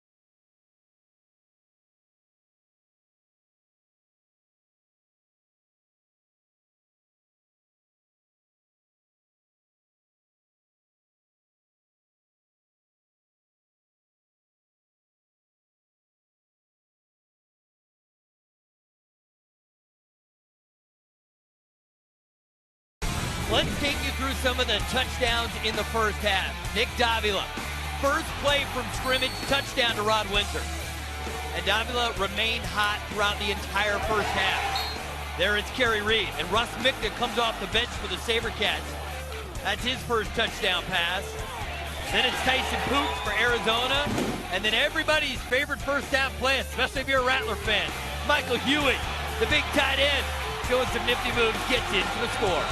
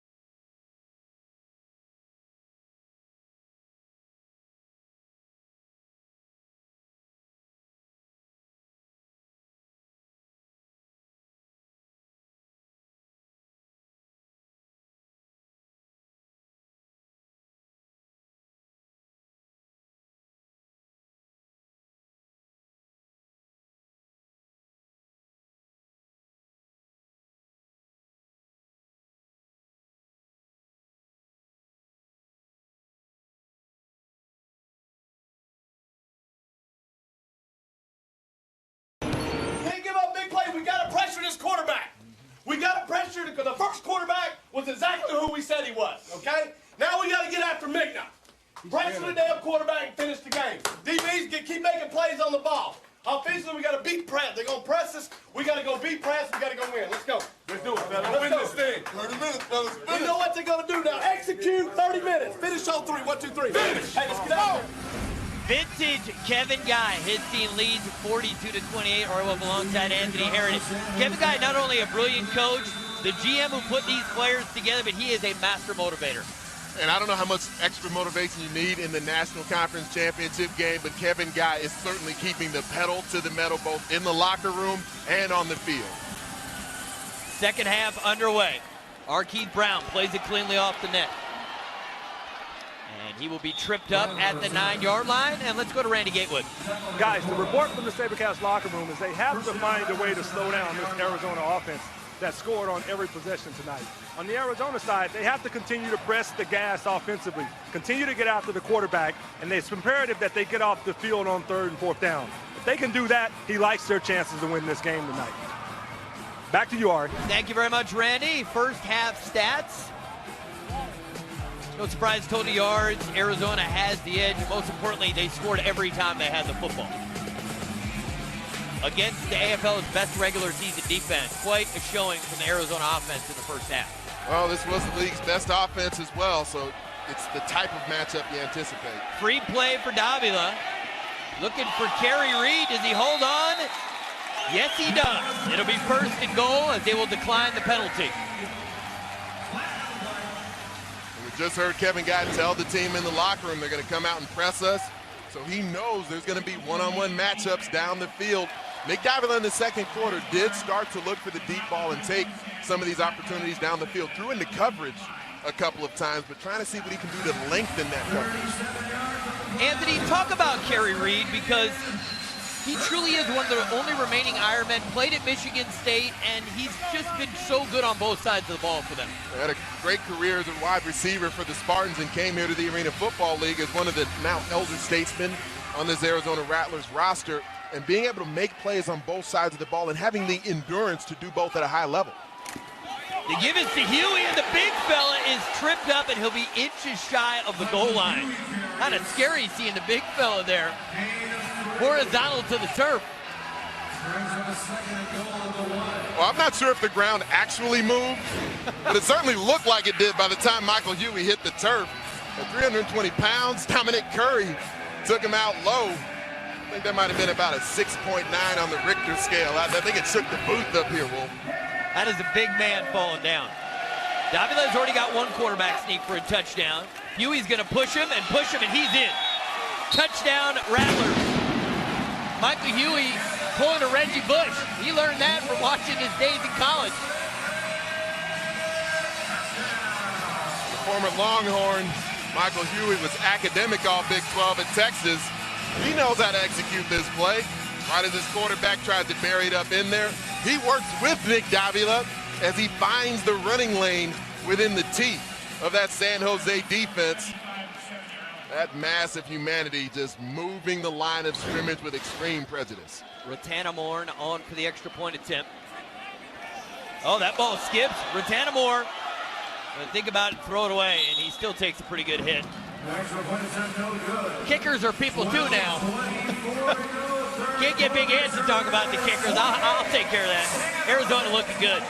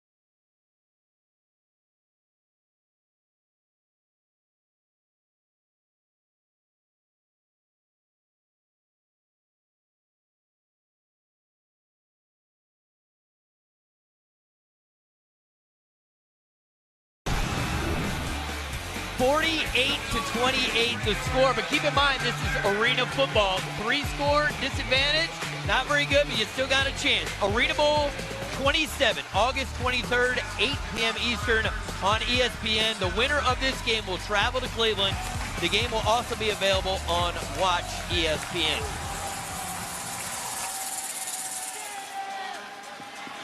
Reggie Gray on the return. He's been good tonight. And he gets up to the 18-yard line. Now, the San Jose defense, #1 in the AFL in the regular season, allowing opponents just 40 points. Tonight, they've already allowed 48. We've got more than 12 minutes to go in the third quarter.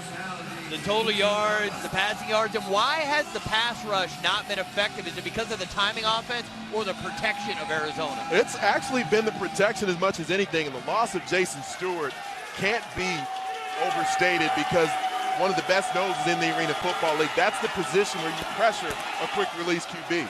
Nicta looking for Gray, and he's got it. Touchdown, SaberCats. Beautiful throw and catch from the former collegiate teammates at Western Illinois. There's not a lot of people in the AFL that Arkeith Brown can't run with, but Reggie Gray puts as much pressure on a defense as anyone ever has in the AFL because of not only the speed, but with the way he gets in and out of his breaks while he's advancing on a defensive back. I mean, Arkeith Brown has fluid hips. He gets into his speed turn well, but Reggie Gray has another gear as the ball's in flight. Extra point is good by Nick Pertwee. And just like that, quick touchdown. Back to a 2-score game here in the desert. Arizona with the lead, looking for their 4th straight trip to the Arena Bowl.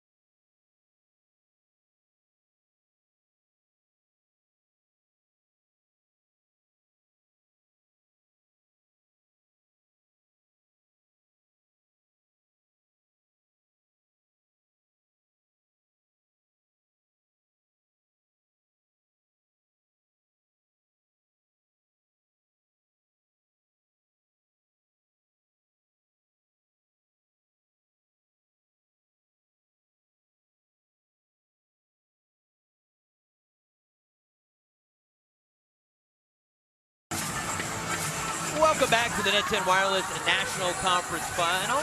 Be sure to check out arenafootball.com for all the latest news and information on the Arena Football League. While you are there, be sure to shop the AFL Team Fan Shop for the latest team gear. Check out arenafootball.com today. And I've got a feeling Cleveland Gladiators merchandise is probably going to be selling at a pretty good pace over the next couple of weeks.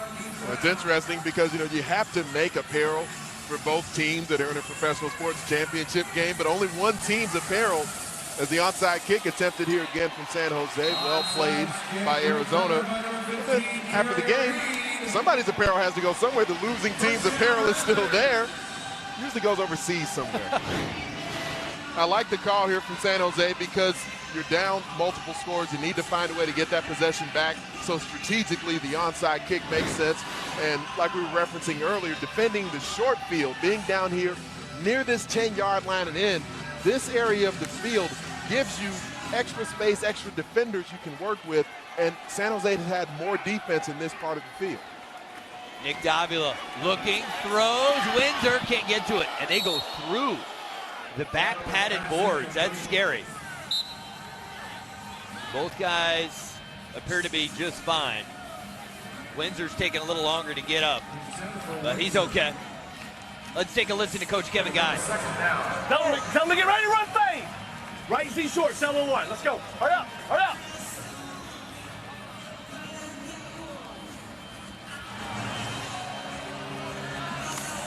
Second and 10. Davila on the night, 15 to 20 of 23, pardon me. 214 yards, 5 passing touchdowns, 2 rushing. And they'll keep it short here to Windsor. And he backtracks a little bit. And again, we'll listen in to the head coach talking to his quarterback, Nick Davila. Gain of 3 brings him a third and 7 at the 10-yard line. All right, listen. Yeah. Left, Z divide, 3-7-0. And here, third down. Usually you're thinking 2 plays ahead, but to pick up the first down, which they still could do, you'd be on the 3-yard line. So difficult field position to try to factor in picking up a first down and having more plays to run. Z divides, you're going to see a scissors route here on the inside. Chris Jackson, and he stumbles, and it's incomplete. And that's the first time we've seen the veteran receiver in his first game in 3 seasons. His footing wasn't reliable there, and he's hobbling off the field. Certainly very difficult position, and this brings up a 4th down here. Jason Morietta comes onto the field with Rattanamorn. This is a team that does not often try field goal attempts. Rattanamorn, just 5 attempts on the season, was a perfect 5 for 5, which both kickers didn't miss a field goal attempt, and that makes people probably at home think it's easy. It's just 9 feet wide, the uprights in the AFL. 26-yard attempt. Kick is on the way, and it's good. That ends in a half stop.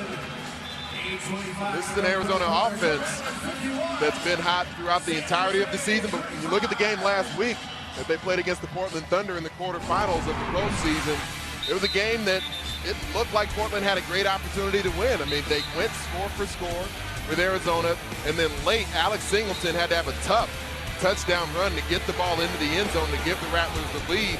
And Portland, behind Kyle Rowley at quarterback, had a chance to get the game-winning touchdown, finishing the game with the drive. But Marquise Floyd came up with the INT on the errant pass. It was almost, really it would have been an embarrassing loss for Arizona, having beaten Portland 3 times in the regular season to then lose to them in the postseason at home, no less. But they were able to squeeze it out, and boy, they've been a much better football team today. Things seem to tighten up a bit for Arizona. We heard Randy Gatewood, the Hall of Famer who's won Arena Bowls with this franchise. He was talking about the swag of Arizona, and his sense down at field level is that Arizona seems to have their swag back. Losing 3 out of your last 4 regular season games, no matter how confident you've been in the past, as a professional athlete, you need to be in rhythm. You need to feel like that confidence is being executed and being shown out with your play. Reggie Gray's been good off the net. They will not get a chance this time, but this will be excellent field position for San Jose, as that's a penalty. You cannot kick it over the top of the net, and let's go to Randy. Guys, big picture tonight, both teams have played well, but Arizona continues to apply pressure to San Jose tonight. They can taste the victory. You can sense it down here on the sidelines too. The guys are walking around here, they're communicating. The energy's high, especially amongst the D-line and the offensive line. They can smell it. Now they just go out and finish it tonight. And the crowd, like I spoke about earlier, they are rocking in here tonight. Takes me back to when we were in here. And Randy, we'll come back to you after this first snap to talk about the play of Russ Mickna since he's entered the game. He's been good statistically, 8 of 12, 4 touchdown passes, and he completes it to Reggie Gray. And Randy, I'm curious for your thoughts, because the pulling of Nathan Stanley, the implementation of Russ Mickna into the lineup, at the point in the game that it happened as a wide receiver, does that affect how you operate offensively? It does seem like San Jose has played better. I think it could affect you. San Jose, though, they're very familiar with Mickna. He was their quarterback for the last few years or so. He knows the system. He knows the offense. He's able to step right in and perform. Mickna throws. Jason Willis, and he'll go down. It'll be 1st and goal. And Mickna off the bench has done everything that Omar Smith and Darren Arbette could have hoped for out of a guy who hadn't played in months. 10 out of 14 going into that particular snap. They had the 1 interception, but Russ Mickna, as we talked about earlier, I mean, Nathan Stanley, I believe, is a young, talented passer. He's going to be a starter again in the Arena Football League. He's maybe the future of this franchise. but Russ Mickna is the guy that gives them the best shot right now. Mickna buying time, looks for Curry, and he snares it. Touchdown, SaberCats. Late flag comes in. It's at the 11-yard line. And this one's coming back. Holding, offense. Number 72, 10-yard penalty. Defeat, first down. Duke Robinson, another one of the talented edge blockers here. He's matched up with Cliff Dukes. And Cliff Dukes begins to make an inside move, works off his hands, and then just a quick snatch there in the end. Antosh Hawthorne right there in the middle. This was a touchdown opportunity that came off the boards. And frankly, the former Sooner didn't need to do it. I think Mickna had enough time to get it off. Oh, and Russ Mickna gets tripped by friendly fire. Kamani Jones, the center. And Kamani Jones a little slow to get up. Looks like their legs hooked at the ankle level. Right there in the inside, and you're going to watch the lower body. It is that right foot, steps on the left foot of Mickna as he takes his pull from center. And you're looking for leverage as much as you can at the center position. You got a nose like Antosh Hawthorne at 350 pounds who can collapse the pocket with that level of force. Arizona jumps. Leon Mackey, a little anxious that time. The rookie who played his college ball at Texas Tech. And Mr. Mackey will immediately be sat down. Offside. Or at least Kevin Guy wanted to. 5-yard penalty. But Dave Ewert, yeah, the defensive coordinator said, no, keep him out there. Don't overreact. Give him a minute. Well, you would guess it maybe because Cliff Dukes is just getting a quick blow here. Maybe he needs a quick rest. Wanting to leave Leon Mackey in the lineup. Been in that position where you work closely with the line and then the head coach is looking for one thing from a personnel standpoint that doesn't quite match up. 2nd and goal. Mickna looking. Needed to be a little more out in front of Dominique Curry, and excellent defense from Marquise Floyd. It's about finishing the play. And Russ Mickna ended up having to just sort of slightly fade away from Tyreek Glasper as he was coming free on the rush. And Marquise Floyd again just able to come in and get enough on the football. Dominique Curry looked like if he was able to attack the football, extend his hands away from his body a little more, there's an opportunity. San Jose just 1 for 5 on 3rd down. Mickna stands in the pocket. He'll go down. Mackey with the sack.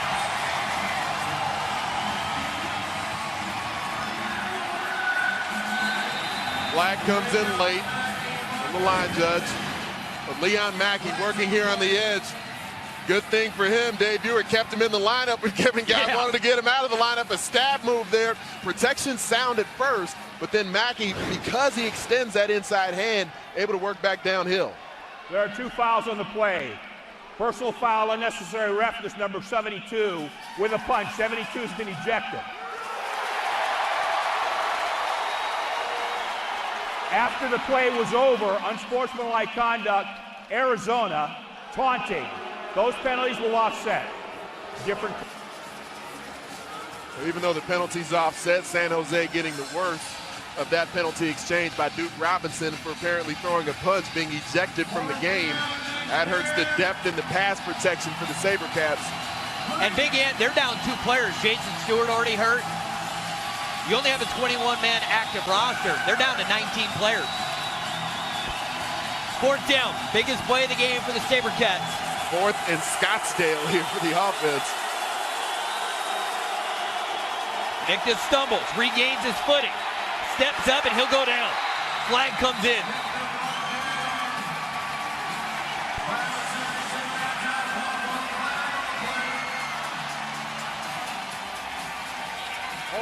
Offense.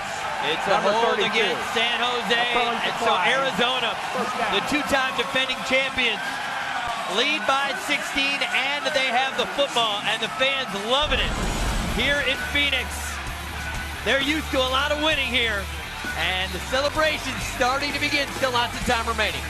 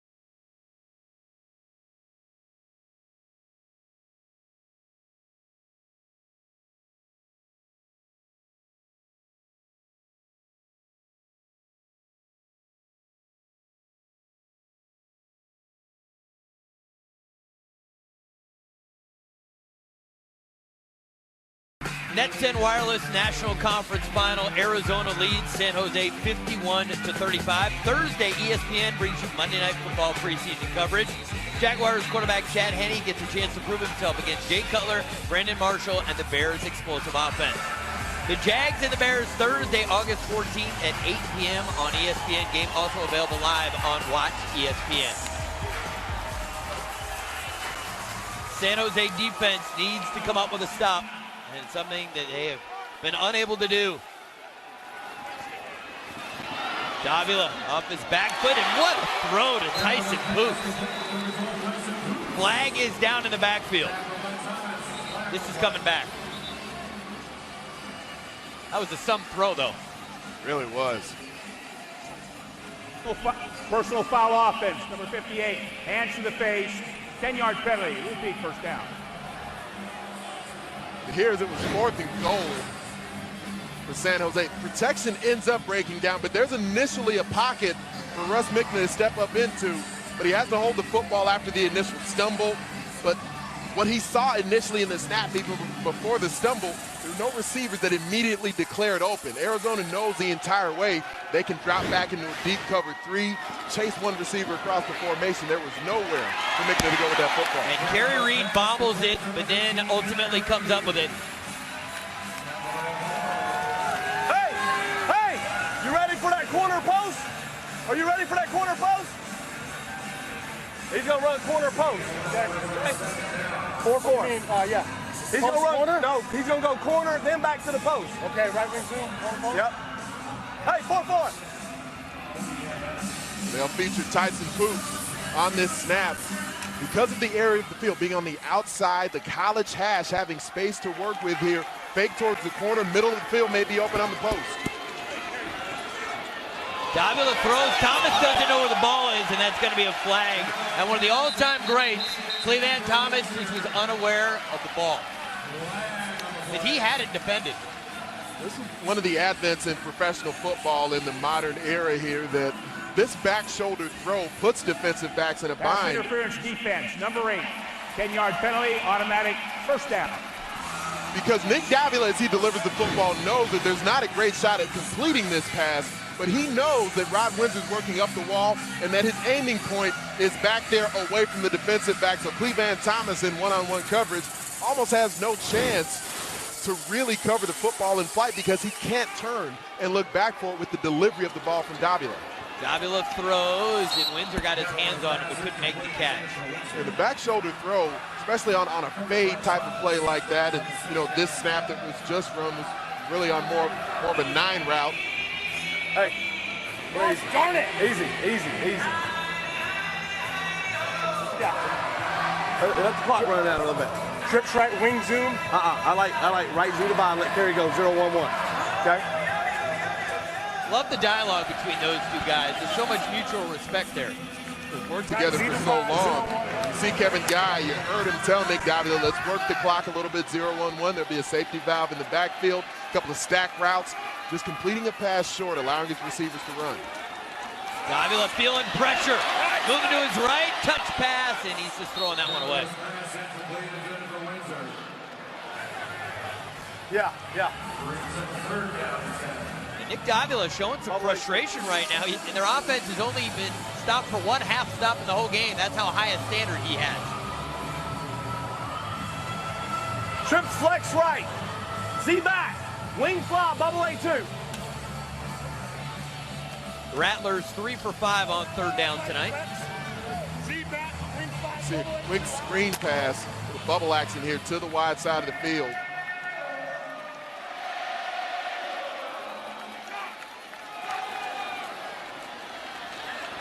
Davila throws, it's caught, it's Windsor. Windsor knocks 2 guys off, gets in for the touchdown. Touchdown, Rattlers.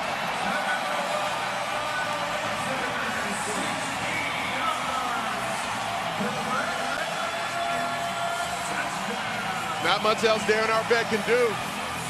The defensive coordinator, Cedric Walker, has defenders in position to make plays. But there's some points in a ball game where great players take their game to another level. Rod Windsor led the Arena Football League with 44 receiving touchdowns in the 2014 season, and he is a beast. After the catch, he is hard to bring down. 6'2", 205 pounds.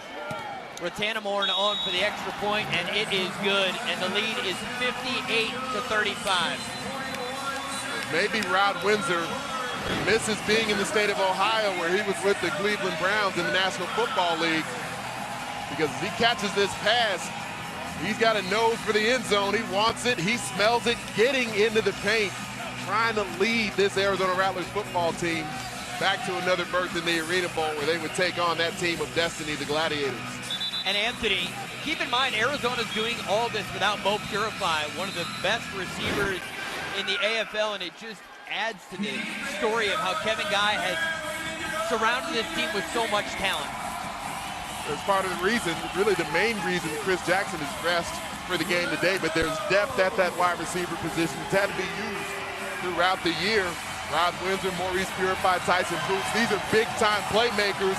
And Randy Gatewood, how impressed have you been with the execution at wide receiver for Arizona without Maurice Purify in the lineup? I've been very, very impressed tonight. These guys have rose up and stepped up to the challenge.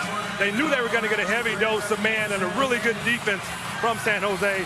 They've done an excellent job, and I know they're feeding off the energy in this place tonight. I've even got my juices flowing out here tonight, and I've been away for a while. It is amazing out here tonight, guys. That ball hits off the iron. It's a live football. And Reggie Gray able to cleanly get the football. It appeared a late flag came in there. This may be catch interference because the ball bounced, and they might have gotten inside the 5 before he had a chance to get the football. It was very close. Well, they only have to let it actually hit the ground first before they cross the 5. We'll see what Dave Kataya rules. During the return, holding offense, receiving team number 80. The penalty occurred in the end zone by AFL rule. The ball is placed on the 1-yard line. First down. 3 quarters complete. Arizona Rattlers are 1 quarter away from their 4th trip in a row to an Arena Bowl and a chance to win 3 consecutive titles, which has only been done once in AFL history.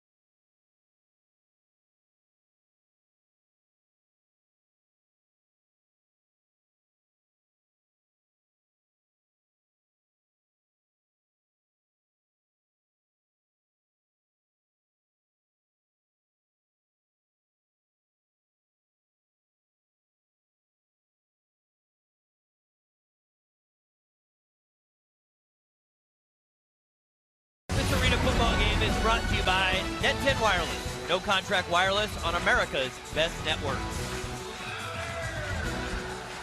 Well, this is a game between two great rivals, and we expected it to be close, but look at the consistency for Arizona, Anthony. 21 points, and then 16. Part of that was being able to control the ball on offense, not allowing San Jose to keep the football with any extended drives. And they're going to be backed up here another half yard, so a very dangerous place on the field Number for Russ 32. Micton and the SaberCat offense.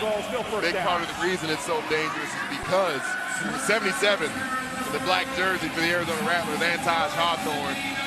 Gave a lot of love to Jason Stewart throughout the night, but Hawthorne, when he's playing at his best, is, I believe, the best nose in the Arena Football League at this time.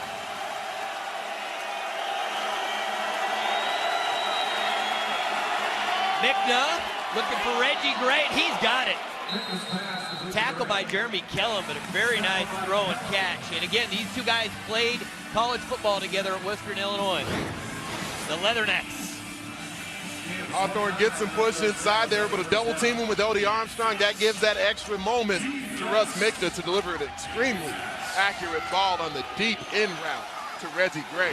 Jeremy Kellum had great coverage on that play, too. And Reggie Gray falls down that time, so it's incomplete. It's been a strong effort.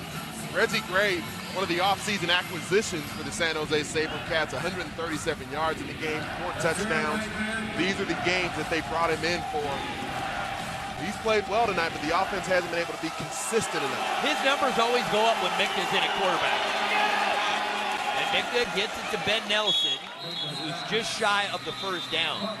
Gain of 9 on the play. There is a flag down.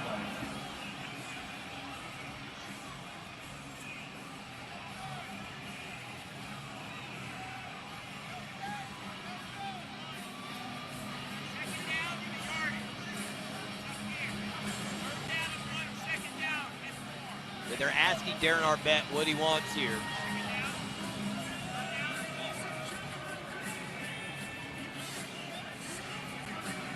Coach Arbette wanted to make sure he knows exactly what the two situations would be, whether or not he takes the flag if they decline it, where they'd have the ball spotted and the down and distance.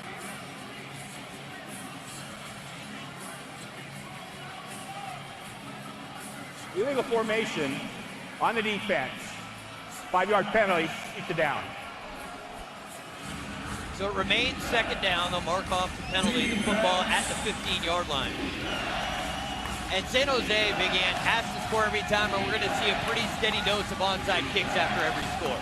Without a doubt, and I think they have to be aggressive with the way they attempt to score as well. We've seen them now going with some more intermediate routes, even some deeper passing. Have to try to score quickly.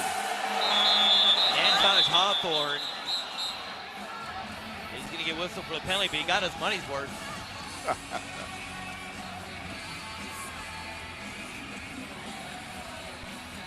I mean, the poor center's in a bad spot here.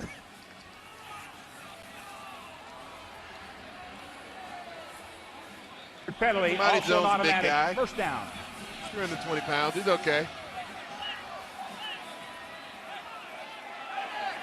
And Hawthorne's not afraid to talk either. He'll let you hear about it.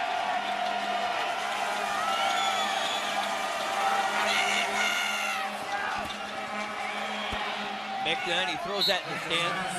So, Anthony, one of the things that raised a question, Kevin Guy talked about, well, the team struggled at the end of the year going 1-3, that it was calculated.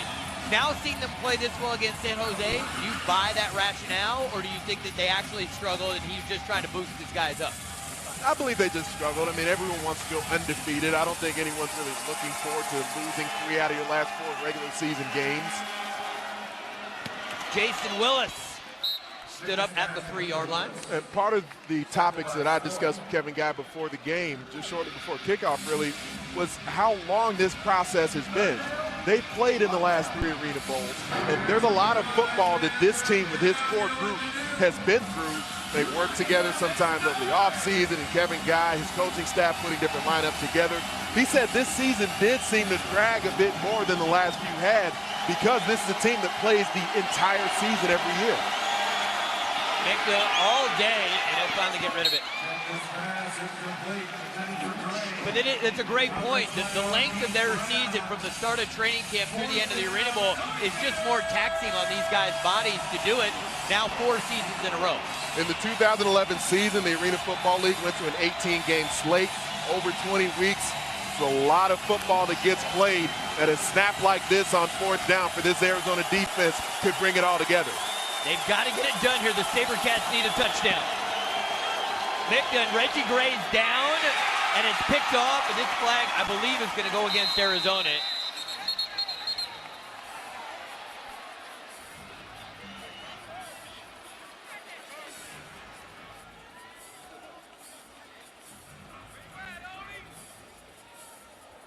All flags are for the same foul. Holding, defense. Number 20, penalties after this to the goal. Automatic first down. So it's tough duty. Jeremy Kellen's been doing everything he can when facing Reggie Gray. As Gray comes in high motion, he'll start to drag across again. And you have to give Gray a moment because he's so small to declare through the other side of the formation. But Jeremy Kellen just reaches out, grabs some cloth, and pulls Reggie Gray down with him. He picks up the flag instead of giving up the touchdown. Odie Armstrong, and he's still fighting. He will not get in. Oh, the far official says he's in. So touchdown SaberCats. Now, they were down 23. Do you think about going for 2 here? Because if you got the touchdown 2-point conversion every time, you could potentially take a 1-point lead.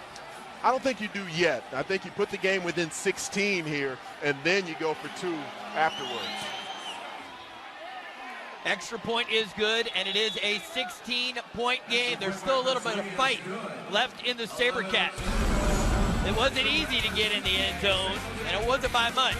But the SaberCats get the touchdown or trying to hang around. 11 minutes to go.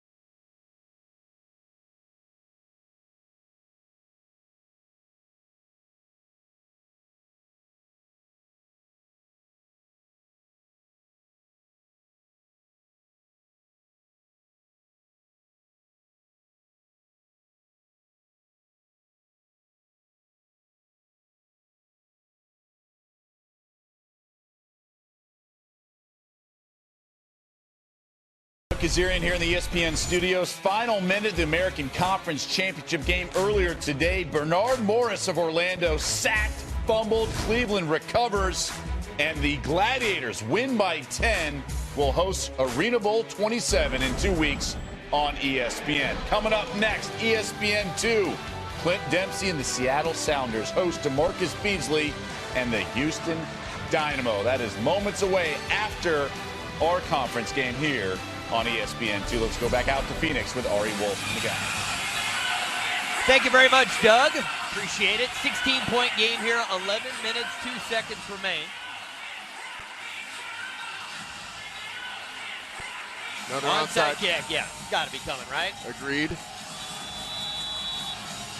On the season, they were just 2 for 15 on onside kicks, and this one bounces up nicely to Kerry Reed, makes it easy. All right, so the last series, and a little bit of controversy, it appeared in real time that Odie Armstrong didn't get in, and then on this replay, Kevin Guy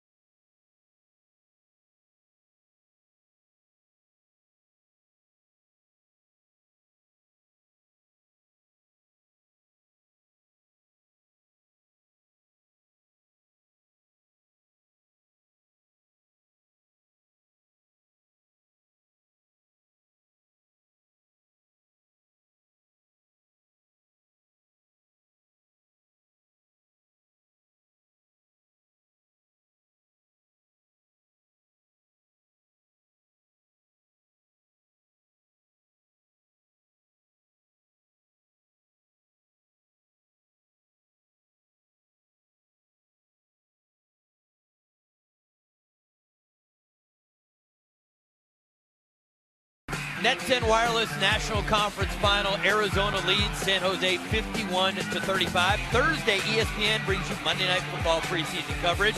Jaguars quarterback Chad Henne gets a chance to prove himself against Jay Cutler, Brandon Marshall, and the Bears' explosive offense. The Jags and the Bears Thursday, August 14th at 8 p.m. on ESPN. Game also available live on Watch ESPN.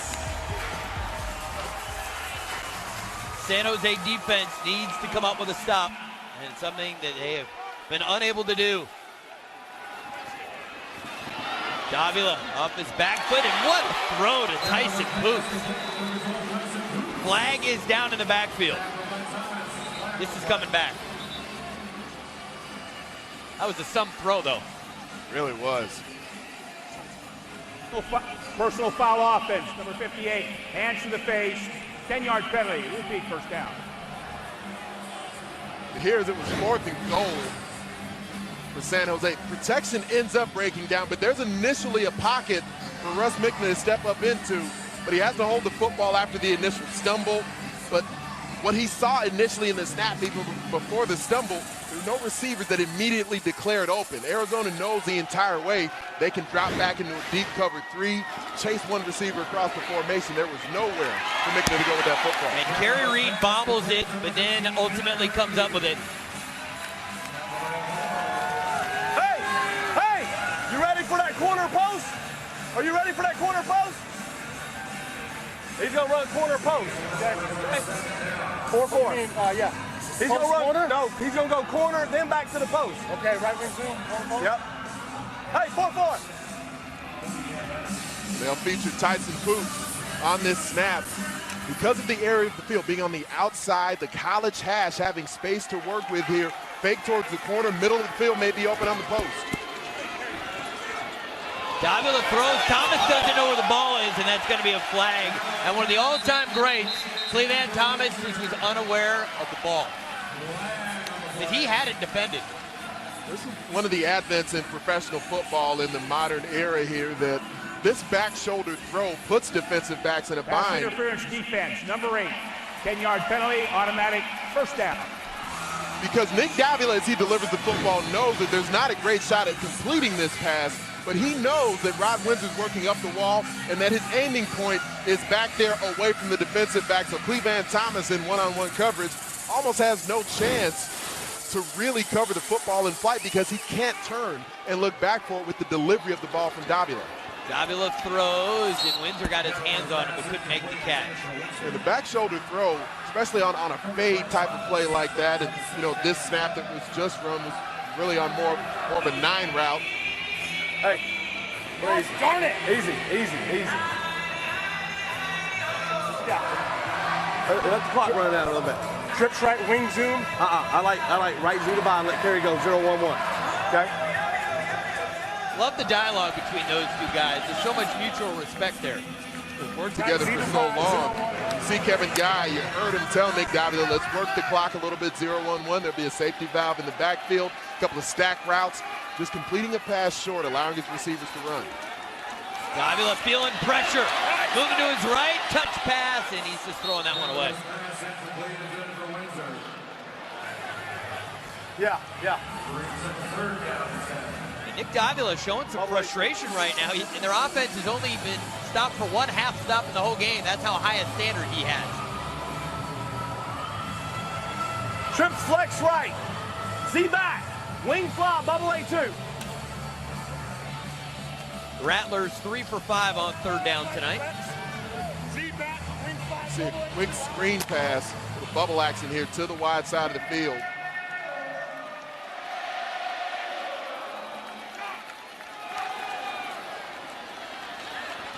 Davila throws, it's caught, it's Windsor. Windsor knocks 2 guys off, gets in for the touchdown. Touchdown, Rattlers.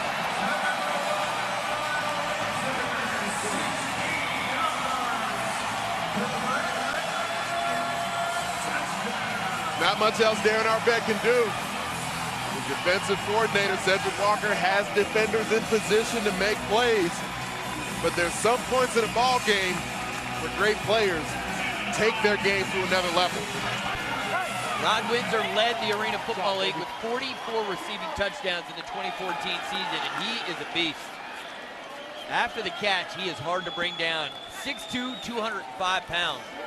Ratanamorn on for the extra point, and it is good, and the lead is 58-35. Maybe Rod Windsor misses being in the state of Ohio where he was with the Cleveland Browns in the National Football League, because as he catches this pass, he's got a nose for the end zone. He wants it. He smells it getting into the paint, trying to lead this Arizona Rattlers football team back to another berth in the Arena Bowl where they would take on that team of destiny, the Gladiators. And Anthony, keep in mind, Arizona's doing all this without Mo Purify, one of the best receivers in the AFL, and it just adds to the story of how Kevin Guy has surrounded this team with so much talent. That's part of the reason, really the main reason that Chris Jackson is dressed for the game today, but there's depth at that wide receiver position. It's had to be used throughout the year. Rod Windsor, Maurice Purify, Tyson Boots, these are big-time playmakers. And Randy Gatewood, how impressed have you been with the execution at wide receiver for Arizona without Maurice Purify in the lineup? I've been very, very impressed tonight. These guys have rose up and stepped up to the challenge. They knew they were going to get a heavy dose of man and a really good defense from San Jose. They've done an excellent job, and I know they're feeding off the energy in this place tonight. I've even got my juices flowing out here tonight, and I've been away for a while. It is amazing out here tonight, guys. That ball hits off the iron. It's a live football. And Reggie Gray able to cleanly get the football. It appeared a late flag came in there. This may be catch interference because the ball bounced, and they might have gotten inside the 5 before he had a chance to get the football. It was very close. Well, they only have to let it actually hit the ground first before they cross the 5. We'll see what Dave Kataya rules. During the return, holding offense, receiving team number 80. The penalty turned in the end zone by AFL rule. The ball is placed on the 1-yard line. First down. 3 quarters complete. Arizona Rattlers are 1 quarter away from their 4th trip in a row to an Arena Bowl and a chance to win 3 consecutive titles, which has only been done once in AFL history.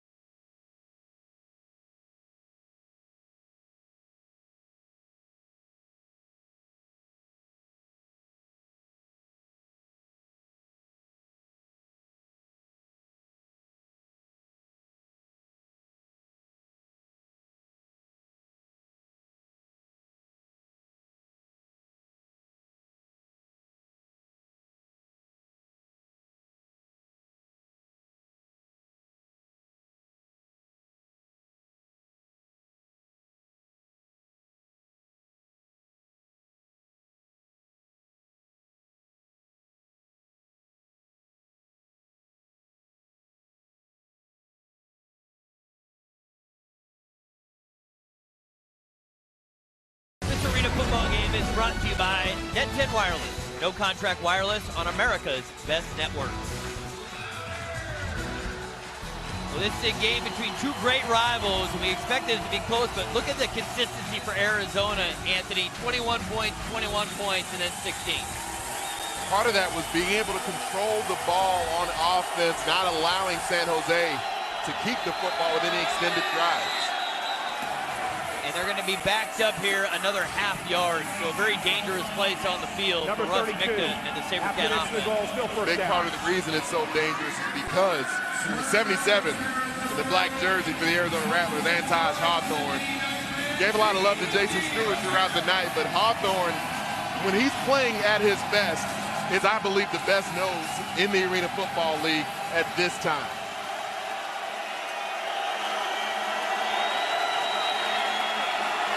Micton looking for Reggie Gray. He's got it.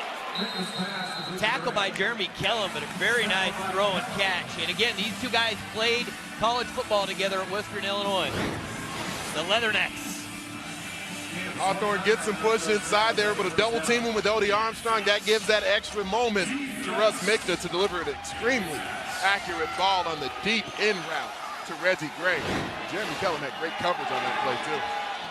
And Reggie Gray falls down that time, so it's incomplete. It's been a strong effort. Reggie Gray, one of the offseason acquisitions for the San Jose SaberCats, 137 yards in the game, 4 touchdowns. These are the games that they brought him in for. He's played well tonight, but the offense hasn't been able to be consistent enough. His numbers always go up when Micton's in at quarterback.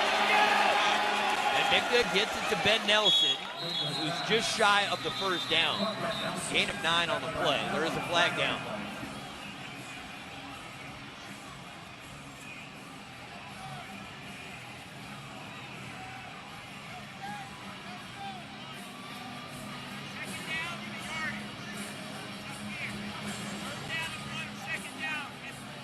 They're asking Darren Arbette what he wants here.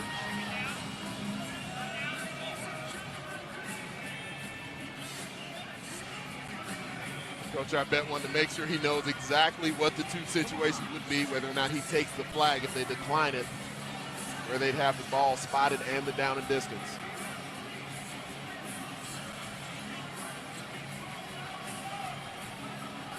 Illegal formation on the defense. 5-yard penalty, keep it down. So it remains second down. They'll mark off the penalty, the football at the 15-yard line. And San Jose, Big Ant, has to score every time, and we're going to see a pretty steady dose of onside kicks after every score. Without a doubt, and I think they have to be aggressive with the way they attempt to score as well. We've seen them now going with some more intermediate routes, even some deeper passing. Have to try to score quickly. Antaj Hawthorne. He's going to get whistled for the penalty, but he got his money's worth.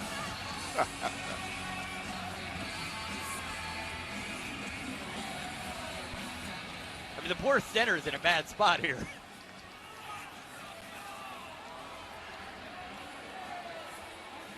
Penalty, Monty also Jones, an automatic. big guy. First down. He's 320 pounds. He's okay.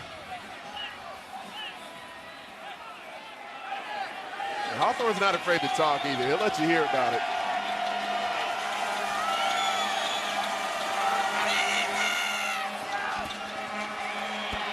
Micton, he throws that in the stand. So, Anthony, one of the things that raised a question, Kevin Guy talked about, well, the team struggled at the end of the year going 1-3, that it was calculated. Now seeing them play this well against San Jose, do you buy that rationale, or do you think that they actually struggled and he's just trying to boost these guys up? I believe they just struggled. I mean, everyone wants to go undefeated. I don't think anyone's really looking forward to losing 3 out of your last 4 regular season games. Jason Willis stood up at the 3-yard line. And part of the topics that I discussed with Kevin Guy before the game, just shortly before kickoff really, was how long this process has been. They've played in the last 3 Arena Bowls, and there's a lot of football that this team with his core group has been through. They work together sometimes over the offseason, and Kevin Guy, his coaching staff, putting different lineups together. He said this season did seem to drag a bit more than the last few had because this is a team that plays the entire season every year. Mika all day, and he'll finally get rid of it. But it's a great point. The length of their season from the start of training camp through the end of the Arena Bowl is just more taxing on these guys' bodies to do it. Now 4 seasons in a row.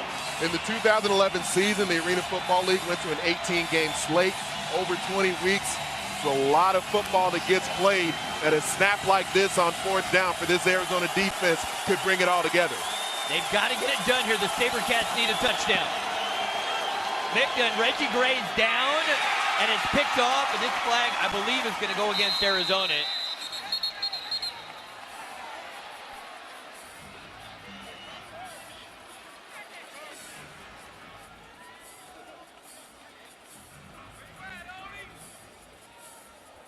All flags are for the same foul. Holding, defense. Number 20, penalties after this to the goal. Automatic first down. So it's tough duty. Jeremy Kellen's been doing everything he can when facing Reggie Gray. As Gray comes in high motion, he'll start to drag across again. And you have to give Gray a moment because he's so small to declare through the other side of the formation. But Jeremy Kellen just reaches out, grabs some cloth, and pulls Reggie Gray down with him. He picks up the flag instead of giving up the touchdown. Odie Armstrong, and he's still fighting. He will not get in. Oh, the far official says he's in. So touchdown SaberCats. Now, they were down 23. Do you think about going for 2 here? Because if you got the touchdown 2-point conversion every time, you could potentially take a 1-point lead. I don't think you do yet. I think you put the game within 16 here, and then you go for 2 afterwards. Extra point is good, and it is a 16-point game. There's still a little bit of fight left in the SaberCats. It wasn't easy to get in the end zone, and it wasn't by much. But the SaberCats get the touchdown, or trying to hang around. 11 minutes to go.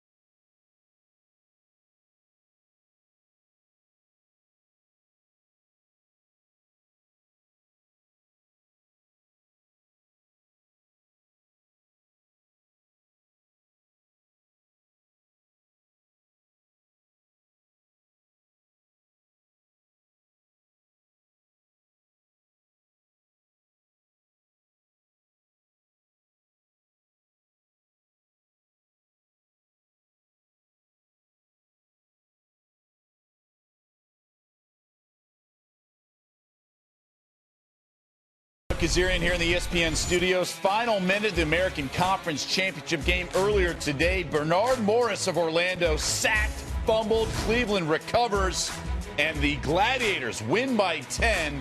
Will host Arena Bowl 27 in 2 weeks on ESPN. Coming up next, ESPN 2. Clint Dempsey and the Seattle Sounders host DeMarcus Beasley and the Houston Dynamo. That is moments away after our conference game here on ESPN 2. Let's go back out to Phoenix with Ari Wolf and the guys. Thank you very much, Doug. Appreciate it. 16-point game here. 11 minutes, 2 seconds remain. Another onside kick, yeah. Got to be coming, right? Agreed. On the season, they were just 2 for 15 on onside kicks, and this one bounces up nicely to Kerry Reed, makes it easy. All right, so the last series, Anthony, a little bit of controversy. It appeared in real time that Odie Armstrong didn't get in, and then on this replay, it appeared he didn't get in. And Kevin Guy, we say he's in command of the organization. He's also in command of the arena because he was asking the Jumbotron guy, he said, hey, run that play. so I can get a look at it. He's trying to get him to run it quickly. Let me get a look at the Jumbotron so I can know if I'm going to throw this red flag that I've got in my hand.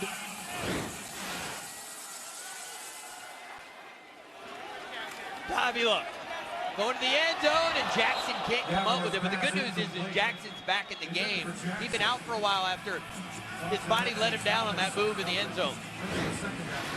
Chris Jackson was always an outstanding red zone target, and not because he's a hulking guy. He's not 6'5". He's not one of these skyscrapers. He's always had outstanding body control. You look at Damian Harrell, who went into the Hall of Fame, one of the 4 inductees that'll be heading in with this class. 2 guys who really had great body control, were able to contort while the ball was in flight. And I'd say, you know, Harrell even at another level from what Chris Jackson did. Jackson, more of an imposing physical specimen. Harrell had such a big wingspan. It felt like whenever John Dutton threw it to him in Colorado, he'd somehow get a hand on it and bring it in. Huey, the ball carrier, and big fella's had a big game, and he'll be just shy of the end zone. Already has a touchdown catch, a couple of good runs, and let's listen in to the play call from Coach Kevin Guy. Let some time run off the clock. Okay. I want to go QB wedge. I like block looky. All right, I'm coming back to that. All right, go run it then. Go run it. Go. Hurry up. Kevin Guy setting up plays, thinking multiple snaps in advance.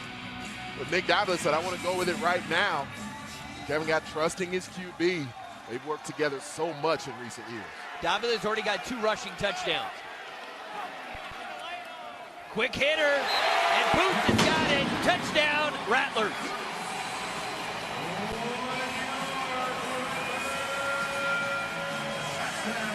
This pass thrown laterally, so both receivers allowed to block in this scenario. No rub, no pick route here.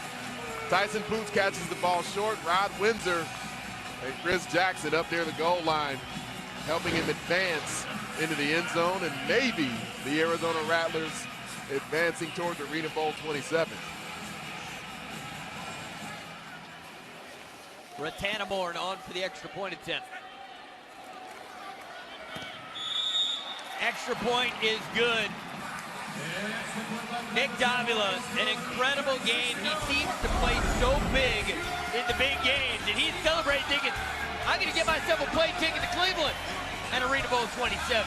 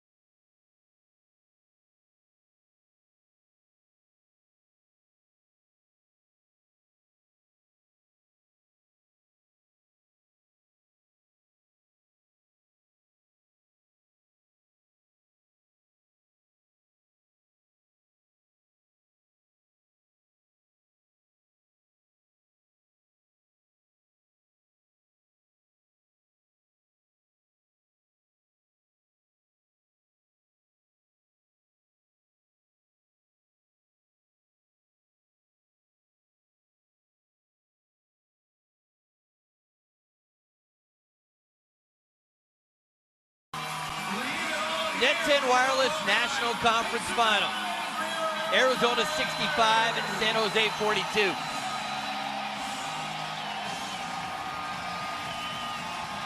San Jose always measures themselves against Arizona, and if this continues, it'll be the 3rd straight season that Arizona has knocked San Jose out of the postseason. They've just been the better team. And Darren Arbette He'll be the first one to tell you that. He's got all kinds of respect for how the Arizona Rattlers operate. Reggie Gray, and he will be wrapped up and put to the ground at the 7-yard line.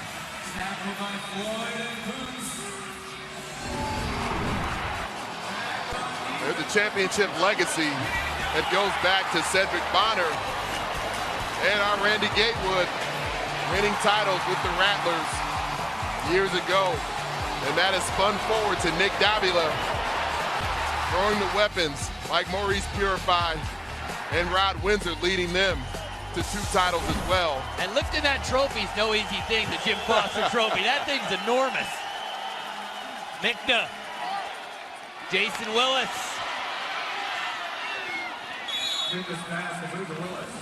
Arizona, we were just documenting the 4 titles, and there you see world champions 4 times, and Randy Gatewood was part of the winning tradition here. Randy, how is it to watch this current Arizona team compared to some of the great teams you played on?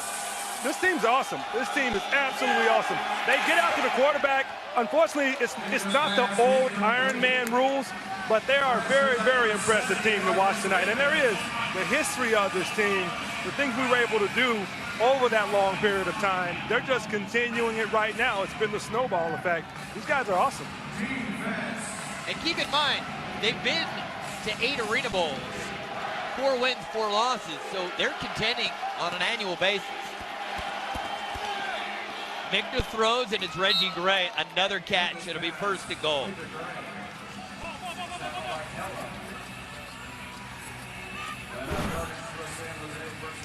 Arizona, after that 14-0 start, went 2-3. Lost 3 out of their last 4 games in the regular season. 1st and goal, Mickna. All kinds of time, and that's off the net. That's the 2nd time he's misfired off the net. He should know better. I mean, if you're going to miss, that's not the place to miss. Certainly not. You have to be thinking end zone. You have to be in an aggressive mindset here. Arizona trailing by 23 points. San Jose, trailing by 23 points. 6 minutes is still enough time to make up 3 scores, but San Jose has to be in an aggressive mindset, conserving clock, trying to attack the end zone. Mickna, again, great protection, throws, and that's over the head of Ben Nelson, but a flag comes in.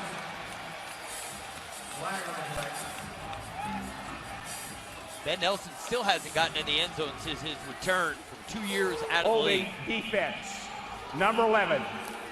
That's Billings after this, the goal, automatic 1st down. And a flag on our Keith Brown. Ben Nelson, not going to threaten you so much with speed. He's certainly got plenty of guile. He knows how to operate down here in the red zone. Tries to get the release, working that inside shoulder. Back judge ruled that he grabbed some cloth there from our Keith Brown. Mickna's going to step up. And he'll get rid of it right into his own bench.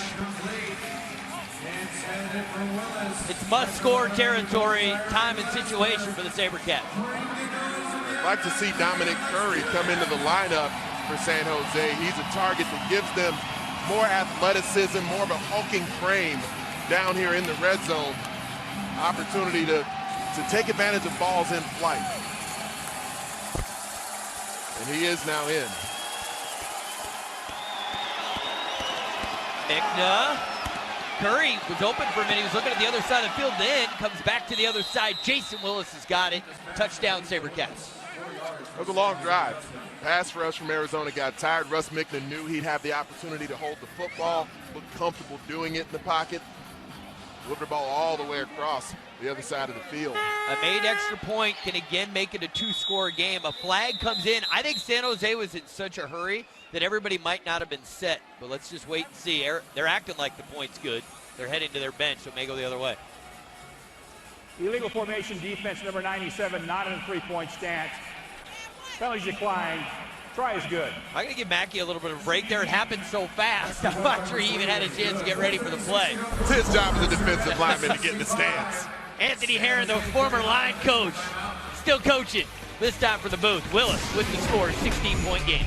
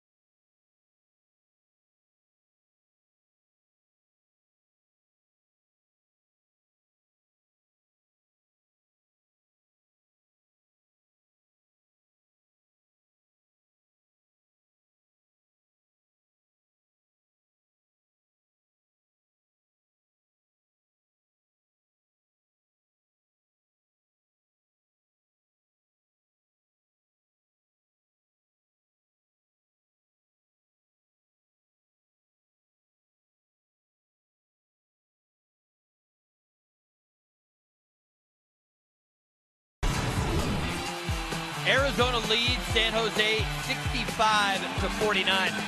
This Thursday, ESPN brings you Monday Night Football preseason coverage. Jaguars quarterback Chad Henne gets a chance to prove himself against Jay Cutler, Brandon Marshall, and the Bears' explosive offense. Jaguars and the Bears Thursday, August 14th at 8 p.m. on ESPN. Game also available live on Watch ESPN. And the ball goes 10 yards, and Dominique Curry's got it. So San Jose is not done. Down 2 scores, but with the football, 4.5 minutes to go. Outstanding patience by Dominique Curry as the ball's in the air, because he had to wait for it to cross 10 yards. Remember, in the Arena Football League, same as in the outdoor game, the kick has to cross 10 yards before the kicking team can attempt to field it. That's a really smart play from a rookie to understand that situation there. Well done, Dominique Curry. The mental and the physical coming together for Curry in that situation. The mental, knowing he has to wait on the football, the physical, this being enough for fruit to go up in the air and get the football over everyone else. All right, Micta and the SaberCat offense. And there are flags down, and Micta thinks he's got a free play. And Ben Nelson with the catch at midfield. And Nelson stays on his feet, needs a block, and a flag comes in. There's going to be a penalty on the wide receiver blocking downfield, but not sure what the other flags are. And it looked like the officials had spotted the football ready for play, so I loved the hurry up, the sudden change. Offensive coordinator from San Jose, Omar Smith, getting his offense on the field, having them.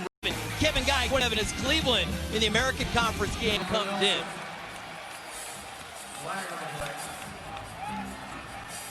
Ben Nelson still hasn't gotten in the end zone since his return from 2 years out of the league. Defense, number 11. That's Billings after this, the goal, automatic first down. And a flag on Keith Brown. Ben Nelson not going to threaten you so much with speed. He's certainly got plenty of guile. He knows how to operate down here in the red zone. Tries to get the release, working that inside shoulder. Back judge ruled that he grabbed some cloth there from Keith Brown. Micta's going to step up. And he'll get rid of it right into his own bench. It's must-score territory, time and situation for the SaberCats. I'd like to see Dominique Curry come into the lineup for San Jose. He's a target that gives them more athleticism, more of a hulking frame down here in the red zone. Opportunity to take advantage of balls in flight. And he is now in. Micta. Curry was open for a minute. He was looking at the other side of the field, then comes back to the other side. Jason Willis has got it. Touchdown, SaberCats. It was a long drive. Pass rush from Arizona got tired. Russ Micta knew he'd have the opportunity to hold the football, looked comfortable doing it in the pocket.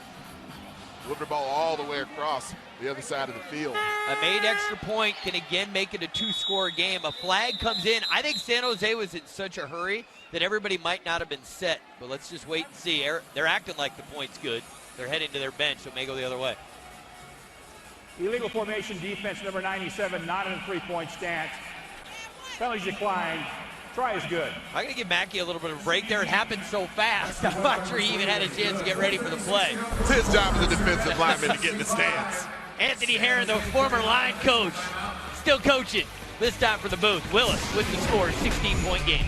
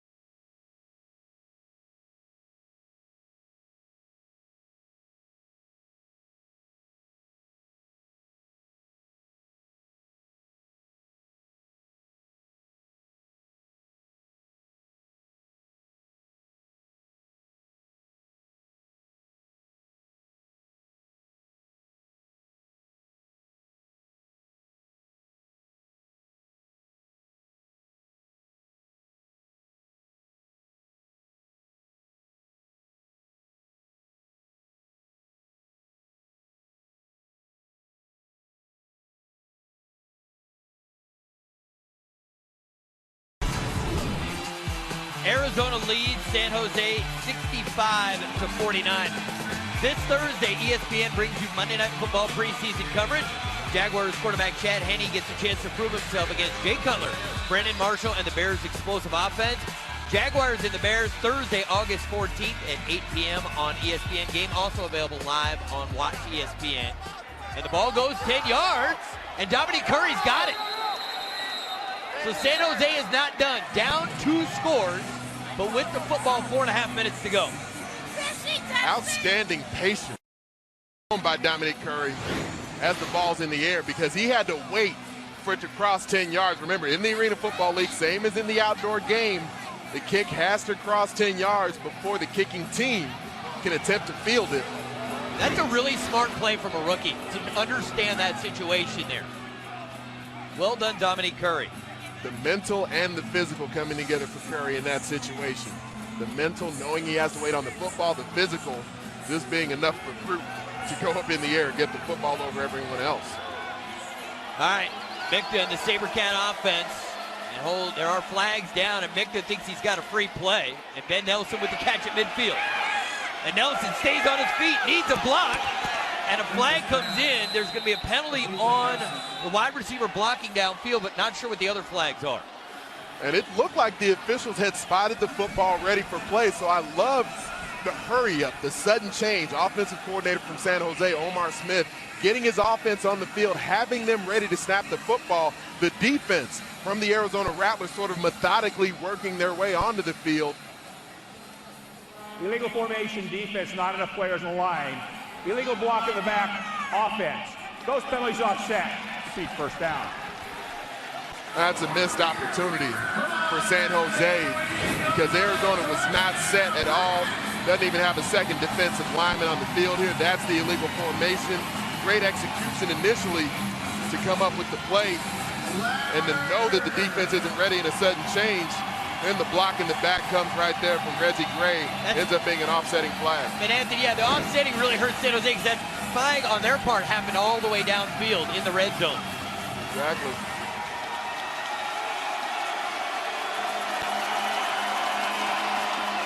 Micta, and it's Ben Nelson, and he gives himself up. Again, the clock will continue to wind until we get to the 1-minute warning. So even though he goes over there and gives himself up, the play isn't dead until a defender touches him.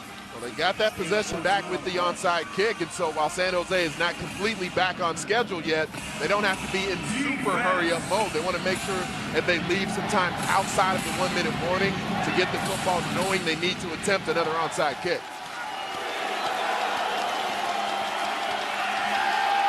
Micta looking for Willis and too much on the throw. Willis had a step. Missed opportunity from Russ Micta. He had Jason Willis running open against Arkeith Brown as Willis works his way across on the post route. He's got Brown beat. Russ Micta should have thrown the ball more out here with some loft on it so Jason Willis can run under it. The trajectory of the football took it too deep. Micta, and it's caught. Another catch by Jason Willis. And again, they're in the hurry-up mode right now. Willis, the former Oregon Duck, has always been a guy who can run all day. Reggie Gray gets featured in high motion so much. See Reggie Gray wearing down a bit, and so now Jason Willis is the player who's being featured more on this particular drive. And Ben Nelson looks pretty fresh too. And Micta can't find the football. And who has it is the question. Arizona football.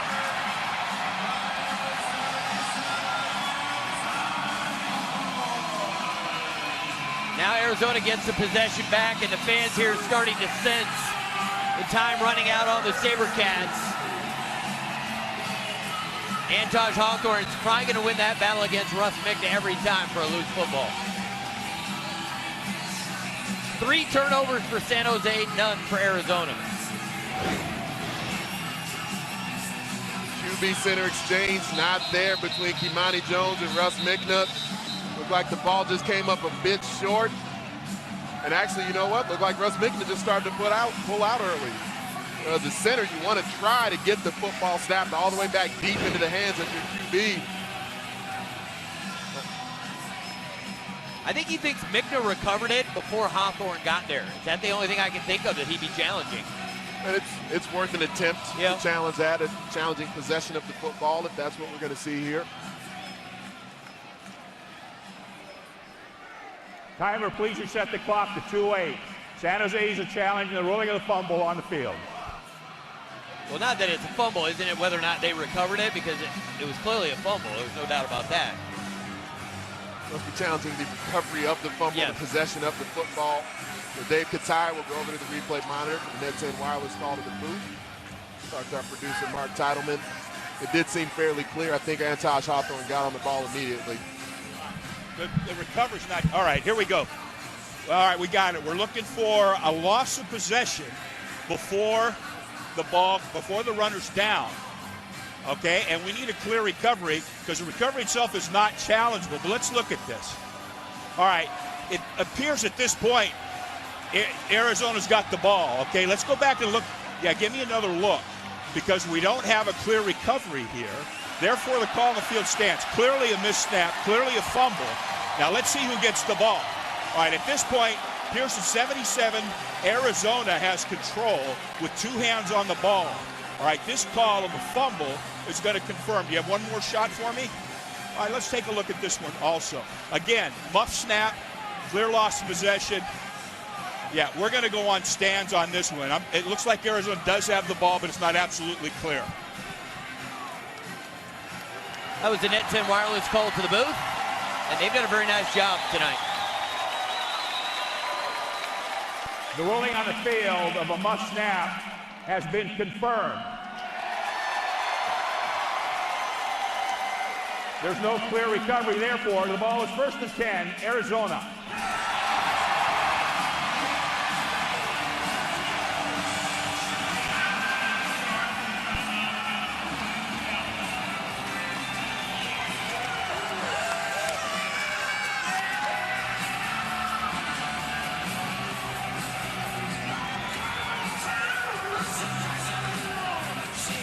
It was a regular season beatdown the last time these two teams met.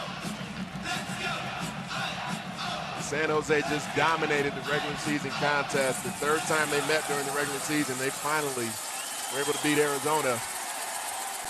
Result drastically different today. Touchdown, Rattlers! Ron Windsor, he got the first touchdown of the game and the exclamation point here late in the 4th.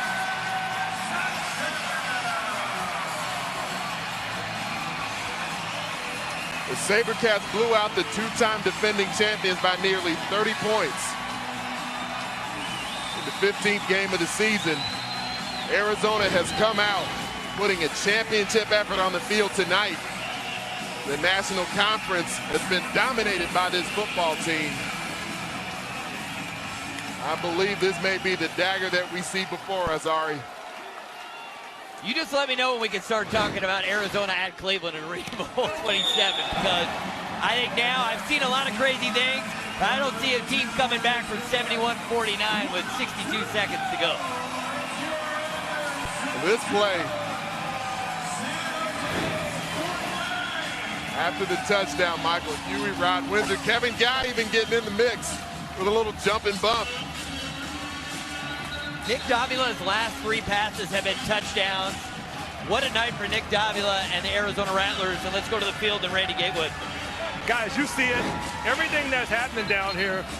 Kevin Guy said before the game, Gate, we are ready to play tonight. You will see a different team. And tonight, they went out and flexed their muscle on a team that really got the best of them a few weeks back in the regular season. So you can see the energy from Kevin Guy, number 1. He was the guy who jump-started everything during the week of practice and tonight at the game. Thanks, Randy. Major League Soccer starting on ESPN News. Seattle Sounders, Houston Dynamos. That game will return to ESPN2 just as soon as we get off the air. MLS Soccer is starting right now on ESPN News.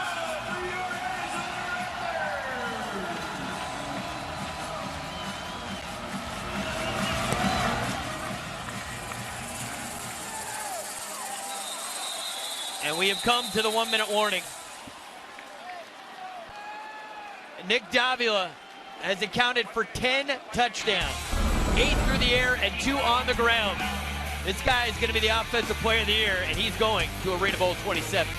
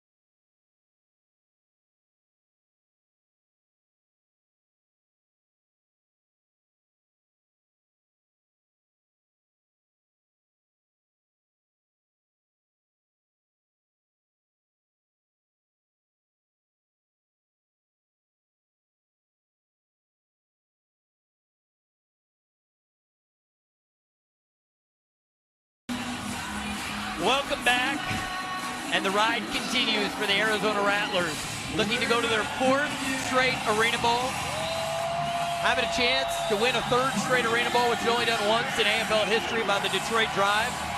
And the best part, probably, for the 3rd straight year, they knock out their arch rival from the playoffs. That just makes it a little bit sweeter, right? For the Arizona Rattlers, it does not get any sweeter than that. Nick completes it to Ben Nelson. And let's go to Randy Gatewood, who's with the Latin Laser. Nick, a magical performance tonight, 10 total touchdowns. What does this victory mean for you tonight? It means everything for our team and our fans, our organization. San Jose is a great team, and, you know, everything goes. God's absolutely amazing. You know, everything I've been through this offseason, we did as during the season. You know, can't even explain it. Now it's on to the Arena Bowl. Great job tonight. Thanks. Back to you guys. And you can see the emotion there from Nick Davila, who lost his father during the season and played magnificently in that game where he came off the bench, wasn't going to play, came in, led Arizona to a very emotional victory. You could see the connection between him and the fans, the emotion displayed, and you could hear it in his voice. He didn't address it specifically, but you could sense that's what he was thinking about. Well, it's a community that's embraced the Arizona Rattlers for years now. Since back when Randy Gatewood and Cedric Bonner, Hunky Cooper, all those great players, those Hall of Famers are winning games. But it went downhill for a while in Arizona, and Kevin Guy had to turn this around. He's been able to do that with a new regime, with this new modern era of Arizona Rattler greatness. And with their chance at winning a 3rd consecutive Arena Bowl title, that's part of why this community has embraced the team in that way. Because not only do the players play great on the field, but they interact with the fans. They're out in the community at a level that really no other Arena Football League team is. And not to age our good friends Ced Bonner and Randy Gatewood, but there are now fans where the parents took the kids to the game, and the kids are now old enough because those guys started doing it back in 93, 94. That's more than 20 years since this team started back in 1993. You just have to wonder in San Jose, what do they have to do to get beyond this organization? This has been now the 3rd year in a row that the Arizona Rattlers are the team sending the SaberCats home. And they did everything they could over the offseason, adding Reggie Gray, adding Omar Smith, who was the assistant coach of the year last season in the Arena Football League, taking Omar Smith from Arizona. They made a lot of key acquisitions. It still wasn't enough. Almost a pick 6. Now, one thing I don't want to be lost in all of this, we do want to again congratulate Omar Smith on his upcoming induction into the Hall of Fame. Congratulations to Omar on a brilliant career as a player. He's going to come up short as a coach this time, but he will be heading into the Hall of Fame next spring. It would have been quite an exclamation point if Kerry Reed could have made another one-handed interception and taken it the distance. 2nd and goal. Micta throws, and it's broken up. I'll tell you this, Arizona's still playing every play like it means something. They really are. This is a defense that doesn't want to give up anything easily. And knowing that they're on the doorstep of a 4th consecutive trip to the Arena Bowl, they want to finish this game in style. As Micta just fades out of the pocket, looked like for a second he had an opportunity at Jason Willis, with Jeremy McKellum right on the spot. Great deflection. Kevin Guy at the half talked about finishing, and I had to tell you, they are finishing every play. Micta throws, and it's incomplete. Marquise Brown got there, it seemed almost right as the ball got there. Randy Gatewood very early in the game, and even talked about it in the pregame, the term swag was used repeatedly about the Arizona Rattlers. And this is a team that when you're used to winning, you're used to dominating, you started off this season 14-0, to be able to regain that swag is so impressive with everything that they went through both on the field and off last year. 4th down.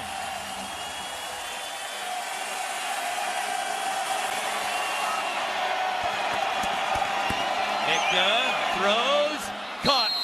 Touchdown, SaberCats. 5 yards for the San Jose touchdown. It's a good ball here from Micta. Of course, at this point, it appears that it will be too little too late.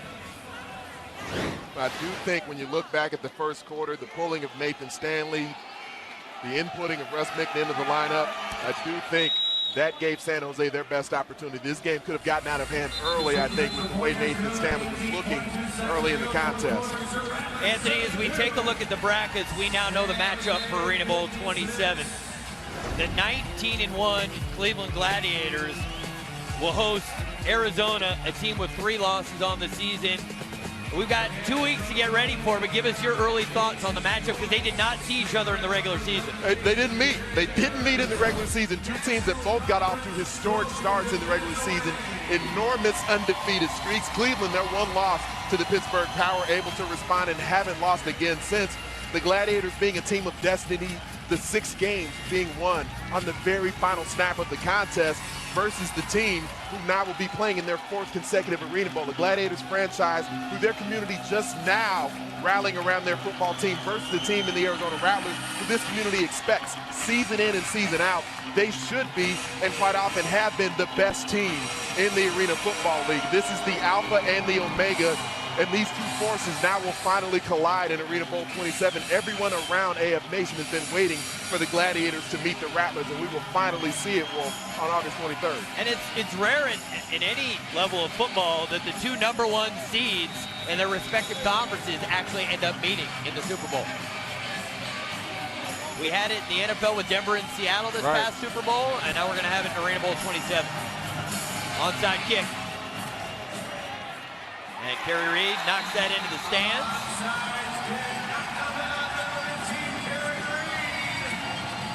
Nick Davila has been a Hall of Famer over the last 5 seasons. And this has been his best season, 127 touchdown passes. And he came up with another one of his incredible performances in one of the biggest games. Nick Davila has a head coach who continues to push him to find ways to improve. And the Latin Laser continues to prove that he is up to the challenge season in and season out as teams come in giving their best shot to the Arizona Rattlers, and Nick Davila continues to lead this franchise to the doorstep of championships. And Nick Davila is helping the fans collect some footballs. He's trying to run time off the clock, because you can't take a knee when you're leading in the final minute in the AFL.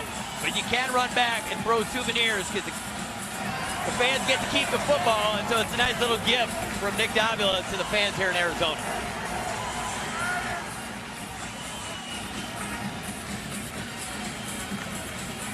Now, this is the AFL's version of the victory formation, since you can't take a knee.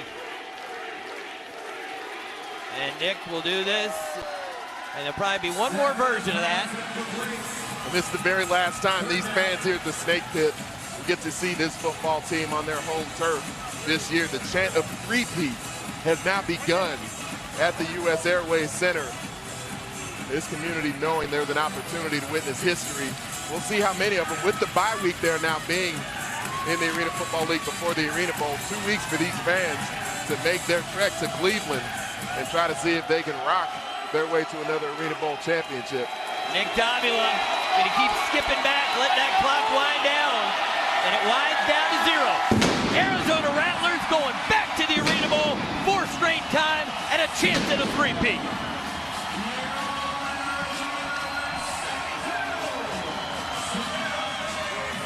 Nick Davila, 20 of 33, 276 yards, 8 touchdown passes, and 2 rushing touchdowns. Well, Anthony, we knew that Arizona would be tough to beat here at home. They're now 40-5 going back to the 2011 season here at home, and they'll go to the Arena Bowl. Perfect 11-0 here in this building, but if they're going to win it all this time, they got to win it on the road. They're going to have to win against the team who's the antithesis of what they've been throughout the season. The Arizona Rattlers showing so much dominance, so many of their victories coming by double digits against the team in the Cleveland Gladiators, who everyone's doubted. No one expected the Gladiators to be in the position that they're in right now, being in the Arena Bowl.